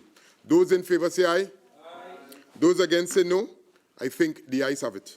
The sum of $454,648,883 for Head 30, Ministry of Labor and Small Enterprise Development, now stands part of the schedule.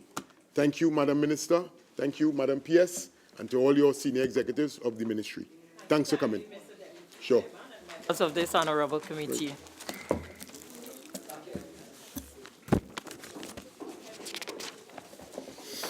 Okay, members, we'll go on to Head 11, Registration, Recognition and Certification Board.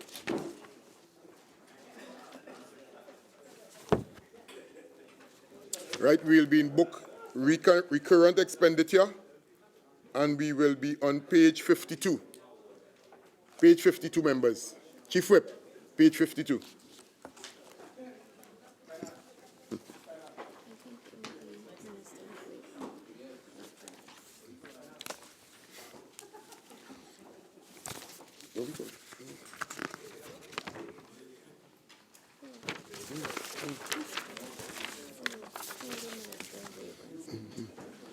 Head 11, Registration, Recognition and Certification Board. Head 11, Registration, Recognition and Certification Board, $4,553,060. I wish to invite the Minister of Labor to make a brief opening statement, not exceeding 5 minutes. Welcome, Registrar. The Secretary to the Board. Secretary to the Board. Yes. Secretary to the Board. Welcome. And your colleague, welcome to Parliament Chamber. Thank you very much, Mr. Deputy Chair. The Registration, Recognition and Certification Board, herein referred to as the Board, is a tripartite body created via the Industrial Relations Act, Chapter 8801. The Board consists of a chairman and 8 other members who are appointed by the Minister of Labor and Small Enterprise Development. The chairman is selected by the President of the Republic of Trinidad and Tobago after consultation with such organization as, in her opinion, most representative of workers and employers.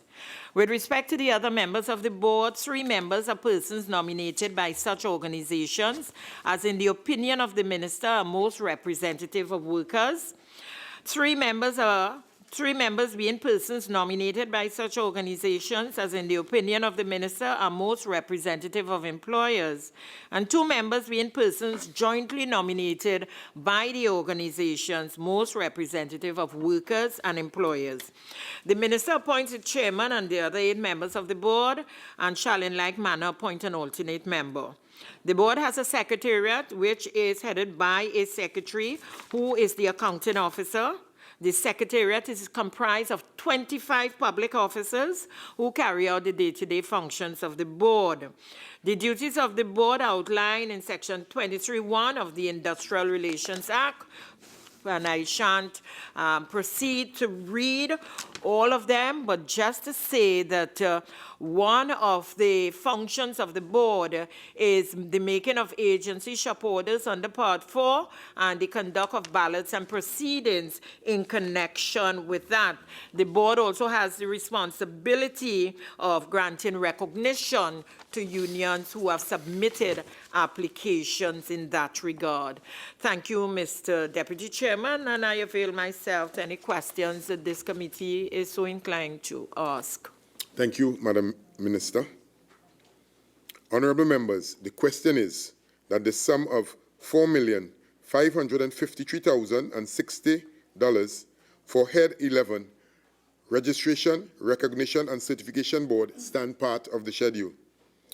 Honorable members, the sum of $4,553,060 for Head 11, Registration, Recognition and Certification Board is comprised of monies proposed for expenditure under the following subheads and items to be found in the draft estimates of recurrent expenditure. So as I said, we are on page 53, subhead 01, Personal Expenditure, page 53, item 001, General Administration, page 53, subhead 02, Goods and Services, page 53, item 001, General Administration, page 53 and 54, subhead 03, Minor Equipment Purchases, page 54, item 001, General Administration, page 54, subhead 04, Current Transfers and Subsidies, page 55, item 007, Households, page 55. Chief Whip, you okay? Yep. Lovely.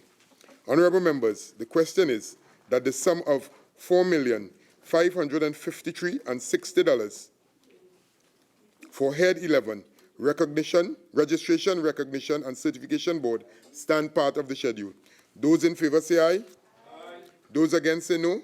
I think the ayes have it.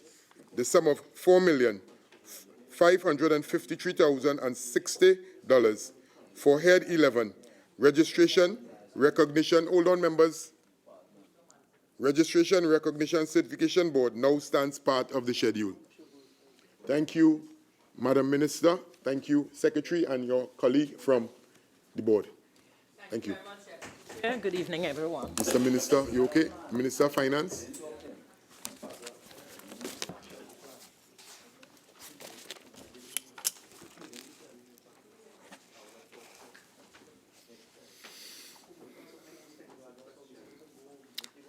Members, we're now going to Head 02, Auditor General. Recurrent Expenditure Book, page 6. Members, please, page 6, Recurrent Expenditure Booklet. She's the Auditor General. And welcome, Madam Auditor General. Welcome to the Parliament Chamber. Mr. Minister of Finance, and also your deputy. Welcome to the Parliament Chamber. Minister of Finance, we are ready. Head 02, Auditor General. Head 02, Auditor General. $39,065,135. I will now invite the Minister to make a brief opening statement for a maximum of 5 minutes. Mr. Chairman, the Auditor General's department is a supreme audit institution in the finest tradition of supreme audit institutions in the Commonwealth. It is seized with the responsibility to conduct audits of government expenditure.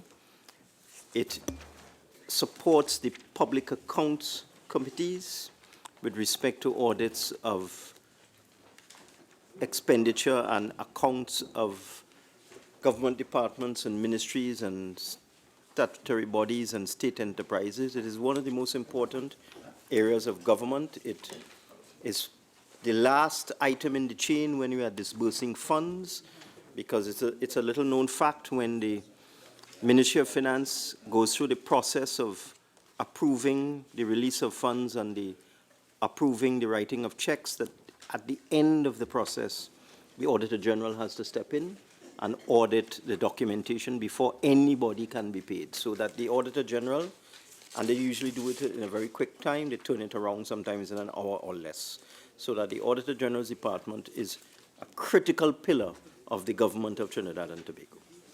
Thank you, Mr. Minister.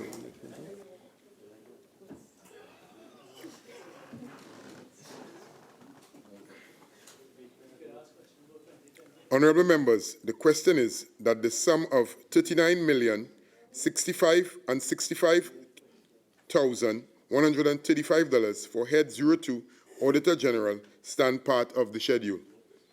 Honorable members, the sum of $39,065,135 for Head 02, Auditor General, is comprised of monies for expenditure under the following subheads and items to be found in the draft estimates of recurrent expenditure.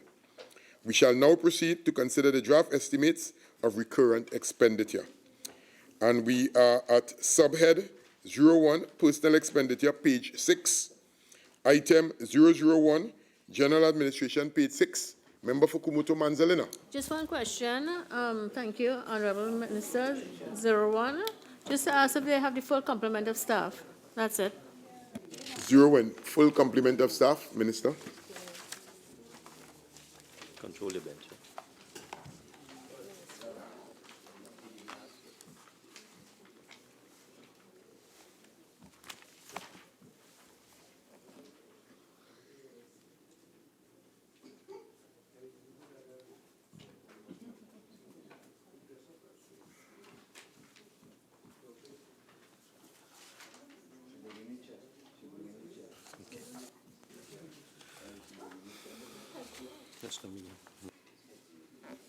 We're on page 6. Head 0. Recurrent expenditure, page 6. Salaries and cost of living, 01. Full complement of staff, if you all have it. Advise that at present, the Auditor General's Department has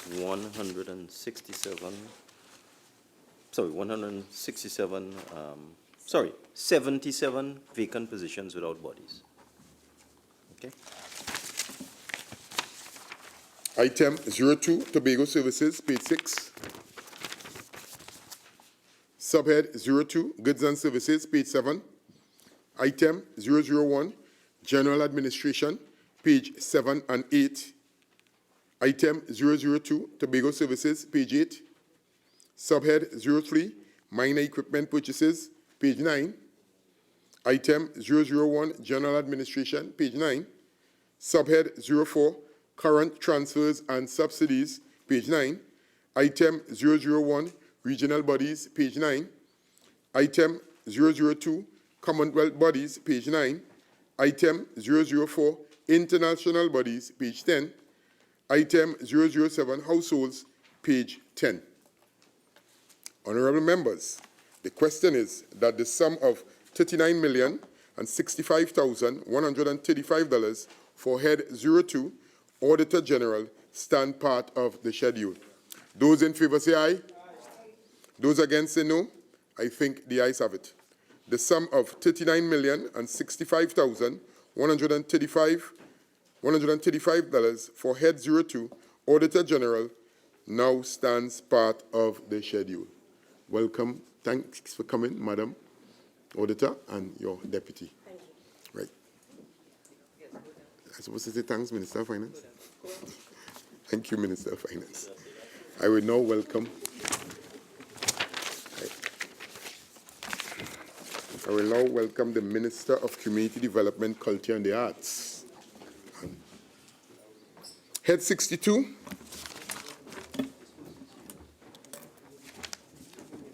recurrent expenditure booklet, and we're on page 310. Page 310, recurrent expenditure booklet.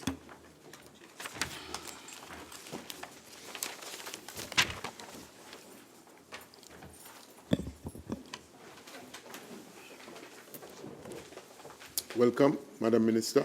Welcome, Madam PS, and to your senior staff of the ministry. Welcome to the Parliament Chamber. Head 62, Ministry of Community Development, Culture and the Arts.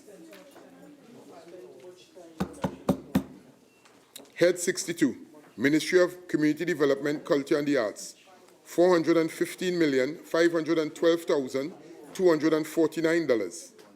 I will now invite the Minister of Community Development, Culture and the Arts to make a brief opening statement, not exceeding 5 minutes. Over to you, Madam Minister. Thank you, Mr. Deputy Chairman. The Ministry of Community Development, Culture and the Arts and its officials are very happy to be here to examine our allocation for the upcoming fiscal. We are a developmental and transformational ministry with a focus on developing communities, developing culture.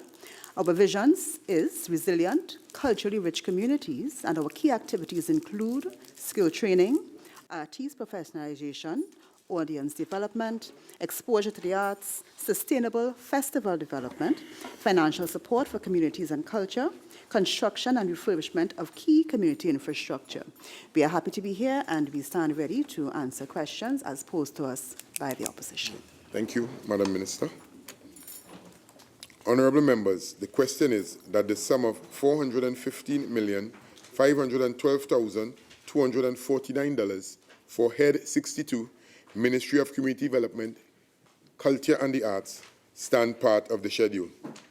Honourable members, the sum of $415,512,249 for Head 62, Ministry of Community Development, Culture and the Arts, is comprised of monies proposed for expenditure under the following subheads, and items to be found in the draft estimates of recurrent expenditure, the draft estimates of the revenue and expenditure of the statutory boards and similar bodies and of the Tobago House of Assembly, and the draft estimates of development program. We shall now proceed to consider the draft estimates of recurrent expenditure. And as I said, we are in the recurrent expenditure booklet. We are at subhead 01, Personal Expenditure, page 310, item 001, General Administration, page 310. I recognize the member for Princestown. Thank you, Mr. Deputy Chairman. Madam Minister, line item 14, the remuneration to members of cabinet-appointed committees. This appears to be a repeat 2018-2019 with no expenditure. Do you envisage that there will be cabinet-appointed committees in the next financial year? And if you can give us an idea of what will be focused, if there will be. Madam Minister. Sorry, Mr. Deputy Chairman, not at this time. Item 002, Community Development Division, page 310. Item 006, Best Village, 311. Item 008, Culture Division, page 311. Subhead 02, Goods and Services, page 312. Item 001, General Administration, and we're on pages 312 and 313. Member for Princestown. Thank you, Mr. Deputy Chair. Madam Minister, line item 05, telephones. You'd see that there's an increase reflected in this line item by $1 million. Can you give us an idea as to why such a large increase would have been considered? Thank you. We do have some outstanding bills that have to be covered, and so this caters for that. Would these outstanding bills be for the landlines? Yes, they would. Or would it be for officers who have allowances with respect to cell phone allowance and so on?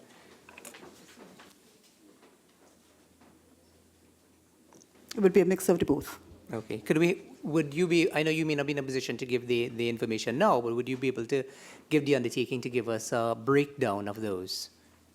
A breakdown of all the phone bills that are outstanding in the ministry? The ones that are outstanding with under respect this to particular line item? Yes, with respect to landlines and the officers who would have arrears with respect to cell phones.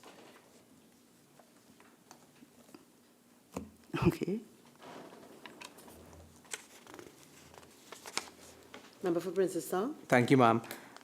Madam Minister, line item 08, an increase of 80,000 for rent lease office accommodation and storage. Could you indicate which facility this increase would be for?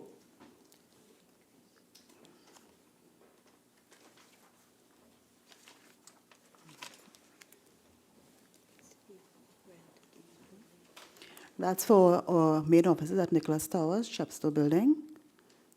Okay. And ma'am, if I can continue with your permission to line item 16, contract employment. We see an increase of 1 million there. Can you indicate how many contract officers you have across the Ministry of Community Development, Culture and the Arts, and what positions you envisage to utilize this additional $1 million for in the next financial year in terms of what areas of focus for the ministry?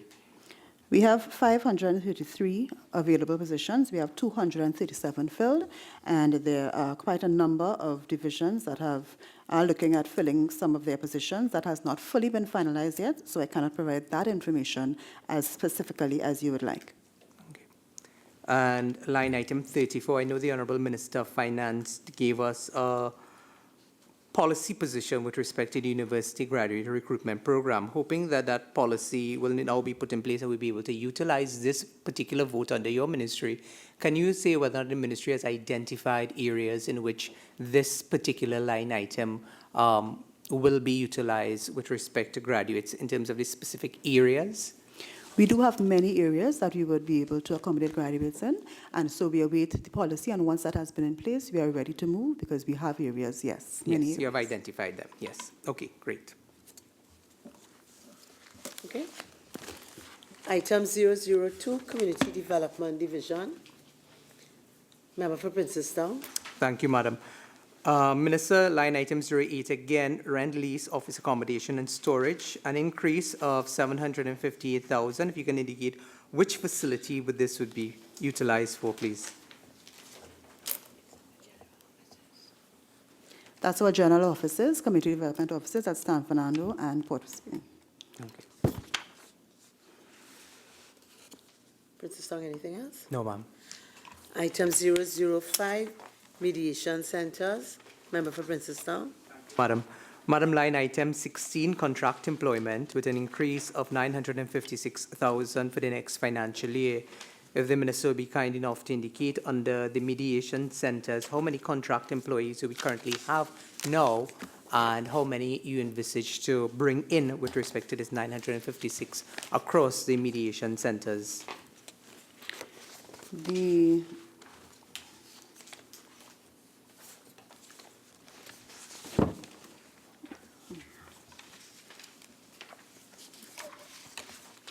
The mediation unit has vacancies for 34 persons at this time, and so the increase is to cater for some increased hires. However, that has to be determined in terms of the exact numbers of positions that need to be filled within the division itself. Okay. Item 006, Best Village. Member for Princestown. Thank you, Madam. Madam Minister, line item 16, contract employment. Again, a significant increase here of 805,000 under the Best Village program. Again, you would see in this financial year, as I've indicated, 805,000 has been increased for this particular line item. Can you indicate what would this be used for under the term contract employment? There are 28 vacant positions under the Best Village unit, and that is, again, up for review. An allocation has been made in case we do have to have an increase. However, the intention is not to hire and fill out all the positions, but we have to do a careful analysis of which ones we would need to, if any, this year. Okay. Can we move on? Yes. Item 008, Culture Division. Subhead 03, Mining Equipment Purchases. Ma'am, before you go on to that. You're on item 008? No. Yes, sorry, 008, Culture Division. Which is one line item there. If you'd allow, thank you, ma'am. line item 89, cultural programs, an increase of $2 million. The question I have with respect to this is that you see the expenditure in the last financial year only being $563,800. Can you indicate what cultural programs this funding was utilized for and why the entire funding wasn't utilized if this is to support cultural programs? Thank you, Madam Chair. The spend is actually $3,084,949 that is actually reflected at this point in time. So when the estimation may have been made, it would have been that amount, but the actual spend is much more than that, and the entire line item was utilized. And this deals with all of the cultural programs that are run in that division, and so that fund, that was completely utilized. Okay. Madam Minister, along that same vein, with respect to the cultural programs, can you indicate how does the ministry identify these cultural programs in terms of which areas, what areas of Trinidad and Tobago's culture, etc., is identified? How do you guys come up with a plan in terms of your work agenda for these cultural programs? The staff of the Culture Division would make their propositions for the different programs that are running, and that will be considered, and then we will implement. Okay, so it's not like a consultation process where you engage groups or organizations, reflective of cultural organizations, of course, to put forward proposals. Cultural organizations are considered, and their programming is also considered, and in many cases the ministry assists with their programming to ensure that different communities and different cultural groups, NGOs, FBOs, CBOs, have their programs implemented. Not in this line item, however. Okay. Subhead 03, minor equipment purchases. Item 001, general administration. Item 002, community development division. Item 005, mediation centers. Item 006, Best Village. Item 008, culture division. Subhead 04, current transfers and subsidies. Item 005, non-profit institutions, member for Princestown. Thank you, Madam Chair. Madam Minister, line item 05, contributions to community-based organizations, an increase of $4.5 million. Would you be able to tell us the amount of community-based organizations this allocation, the last allocation was utilized to assist, and the criteria that has been used with respect to the disbursement of that funding to these organizations? Thank you, Chairman. The allocation actually does not reflect an increase. If you would look at the 2019 and 2020 estimates, you would realize that there is not an increase in the allocation. It's pretty much the same, probably a small decrease. And this is used to run the CEP classes, skill training classes, and provide assistance to centers that need help. Okay. Member for Point of View. Madam Chair, Madam Minister, line item 06, operational expenses for community facilities. 2019 had estimated $500,000. Nothing was utilized. I don't know if at present. Now you have budgeted $3 million. Could you identify what, because it appears to be a new item, it has not, there were no expenses in 2018. Operational expenses of community facilities. Could you clarify what? Minister.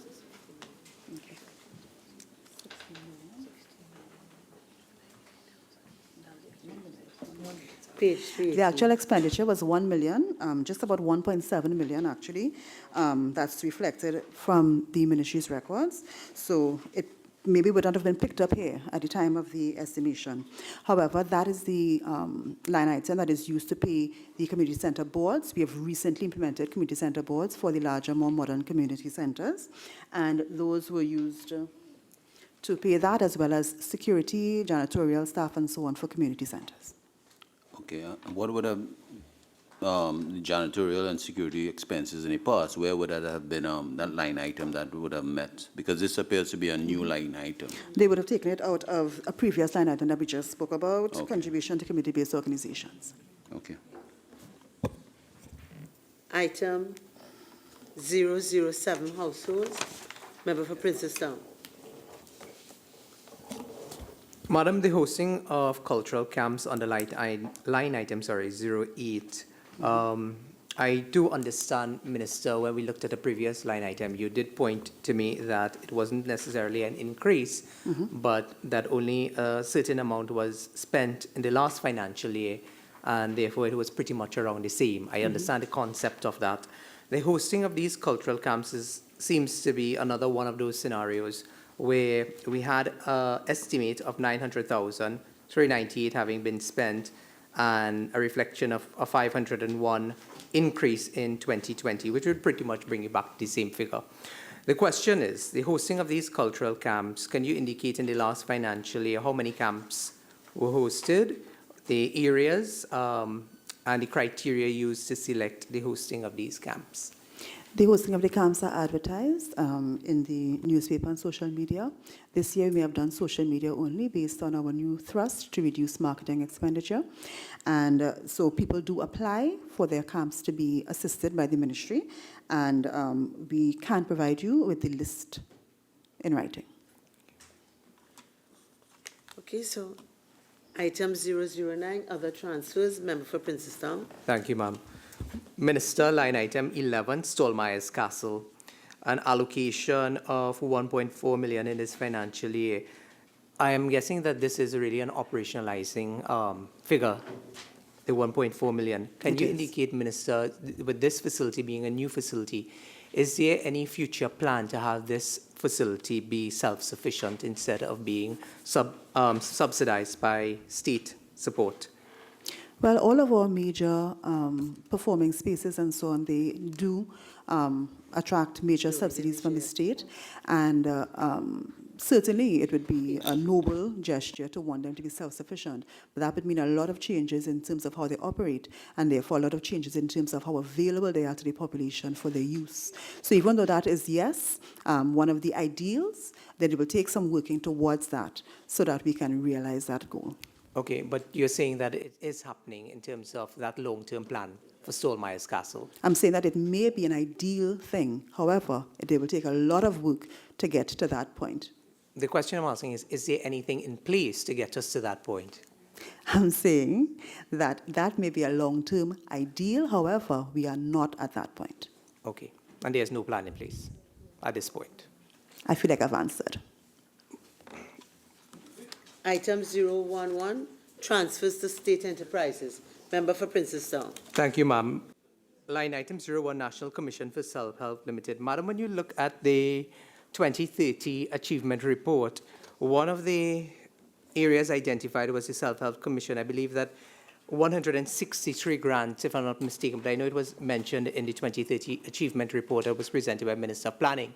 The question is, with respect to this allocation of 10 million for national self-help, can you indicate in the last financial year how many applications you would have received? I don't have that information with Would me. you be able to it in provide that writing, for us, certainly. please? Yes. And again, is there any plan to expand this national self-help? Because I notice it's sort of consistent over the years with respect to this $10 million figure. Well, certainly, as finances increase, certainly that would be one of the plans to ensure that the communities get more help. We now go on to subhead 06, current transfers to statutory boards and similar bodies. Honorable members, we will now move on to the draft estimates. I'm sorry, it's under 06, if you don't mind, one question. What I will ask you, member for Princestown, in the light of the time, I will try to keep abreast with you, and therefore, if you could keep abreast with me. Certainly. My apologies, yes. Okay, so I'll allow you this indulgence on this occasion. Thank you. But I'll try to keep. Yes, where are you? Page 320, under line item 22, the National Carnival Commission of Trinidad and Tobago. So you're at 011. Yes. Yes. The question here, Minister, is that in 2020, we see an increase for the National Carnival Commission of 44,390,300. Now, this is a significant increase for Carnival 2020. Could the Honourable Minister indicate what would have contributed to this, whether or not it is based on arrears from last Carnival? Okay, proceed, Minister of Finance. The NCC has been carrying arrears for many, many, many years. And we in the Ministry of Finance thought this year we'll try our best to wipe off most, if not all, of the arrears, because it affects their ability to pay for services in the upcoming year. And you realize Carnival is very close to the beginning of the financial year, so they have to start making payments in October, November, December, and so on. So we thought we would give them this allocation to try and wipe off most of the arrears that they've been carrying it for many, many, many years. It's not now, it's many years. So that's what it's for. Okay. Okay, so we move on. Subhead 06, current transfers to statutory boards and similar bodies. Honorable members, we will now move on to the draft estimates of the revenue and expenditure of the statutory boards and similar bodies and of the Tobago House of Assembly. We are at page 453. Subhead 01, 20, Queen's Hall. Subhead 01, personal expenditure. Item 001, general administration. Subhead 02, goods and services. Item 001, general administration. Subhead 04, current transfers and subsidies. Item 007, households. 21, Naparima Bowl, and we are at page 459. Subhead 01, personal expenditure. Item 001, general administration. Subhead 02, goods and services. Item 001, general administration. Subhead 03, minor equipment purchases. Item 001, general administration. Subhead 04, current transfers and subsidies. Item 007, households. 22, National Carnival Commission of Trinidad and Tobago, and we are at page 465. Subhead 01, personal expenditure. Item 001, general administration. Subhead 02, goods and services. Item 001, general administration. Subhead 03, minor equipment purchases. Item 001, general administration. Subhead 04, current transfers and subsidies. Item 007, households. Item 008, subsidies. Item 009, other transfers. Honorable members, we will now move on to the draft estimates of the development program. We are at page 130.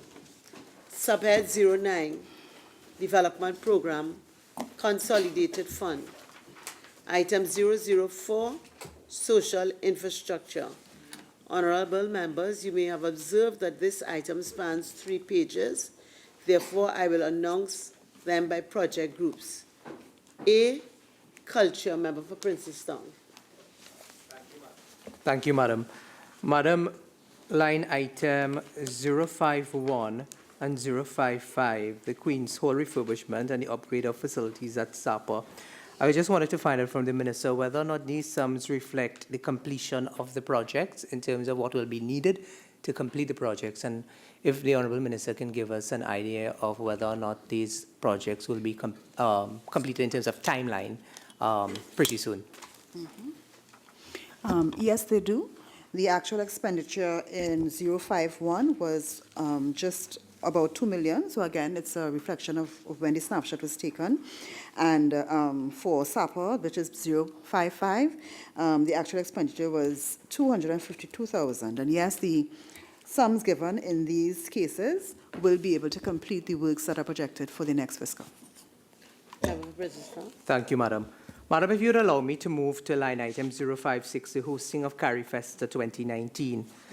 Madam, when I look at the figure, it's shocking, it's shameful, and it's startling. Because when you look at the 2019 estimate, it was 24 million. The revised estimate is 27.462 million, which tells us that there have been cost overruns, and this appeared to be a runaway horse. In 2020, you see an estimate of 5 million after the event has already passed. The question is, in light of the government's mantra of saving, why is there an allocation of additional $5 million for the hosting of Carry Festa 2019? Does this reflect cost overruns and outstanding bills of $4,000 cakes and cocktail parties? Minister. Thank you so much, Madam Chairman. Members, I am sure the minister can answer. I would like to hear, please. Thank you, Madam Chairman. I noticed that the honourable member may have been very, very busy during this period, and I say congratulations to him. And I know how it is with young parents, so he may have missed the fact that Carifesta was spoken about on numerous occasions in the media at $43 million. And so I understand maybe his confusion, and I sympathize. I remember my days. However, the $5 million that is allocated here simply reflects bills that have to be paid. I know the member has not been in government. He doesn't understand how a ministry would exactly work. However, when events are finished, we do have invoices that come in after, and so this is catered here to clear all of those invoices. So in terms of the mention of the cake, I want to mention to the member that it is very, very customary when we have people, especially 500 volunteers, who have given up their time and service, and I'm glad he brought it up so I can publicly put it on the record, on the Hansard, that those 500 volunteers who gave up their time, no stipend, to come out and to make our country proud and to make us the toast of the region. We had 13 ministers of culture coming to Trinidad and Tobago for Carifesta. So very proud were they of what our accomplishments were. So those 500 persons, and that cake comes down to $8 a person. And Madam Speaker, Madam Chairman, I want to really say thank you to those volunteers and to say that we are ensuring that we thank them publicly for their service to this country. Member for Princeton. Thank you, Madam. Madam, I don't need any parenting advice from the member and the Honourable Minister. But you do. But maybe the Honourable Minister needs to go back to reading and writing But you do. and start back reading Hansel and Gretel. Because when you look at the figures here, Madam Speaker, sorry. To shout. Well, Madam, I'm here in opera, so I just... There is no need to shout. Well, then, Madam, you have to cool the disturbance. Yes. And you have a lovely Thank you, Madam. voice that can project. I don't need you to shout. Thank and you, I would Madam. like everybody to be quiet so that the member doesn't feel that he has to rise above your noise for me to hear him. Please continue. Madam Speaker, Madam Chair, sorry, when you look at page 130, hosting of Carifesta, the Honourable Minister mentioned that the media carried a story of 43 million. I am dealing with the numbers that are in front of me. I don't take my figures. You may probably take your figures from the media. I take my figures from the Ministry of Finance, who print these books. We were told that there was an appropriation of 24 million. You have spent 27.4 million in 2019, and now you're asking for more money. So that tells me that you have surpassed your budget and that this is a total runaway horse situation. Now, the Ministry of Community Development, Culture and the Arts, Madam Speaker, with this situation of a massive over-expenditure on this particular project is no longer the Ministry of Culture. It is the Ministry of Cake, Hansel and Gretel, and Betty Crocker. That is what the ministry is known for. So is that's there why a I'm question asking coming, the Honourable Madam Minister. Speaker? Because So don't I'm come to waiting for tell it. me all Is there a sanctimonious question for it? about... If you have a question, you can Madam, ask it and it will be Madam, answered. I don't But need your you're help acrimonious. parenting. But You need to learn to add. But you do need You need to learn to add. You need to learn to add. You need to learn to add. If there's a question, it can be answered. Member for Princeton. Member for Princess. You don't have to be condescending and nasty. I'm not going to take one nasty. I am not. Ask your Prime Minister. Member for Princess.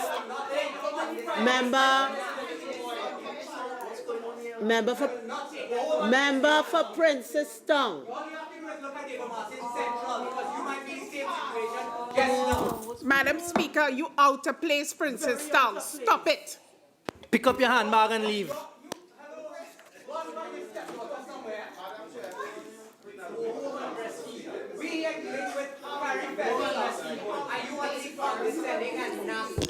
I now suspend this sitting.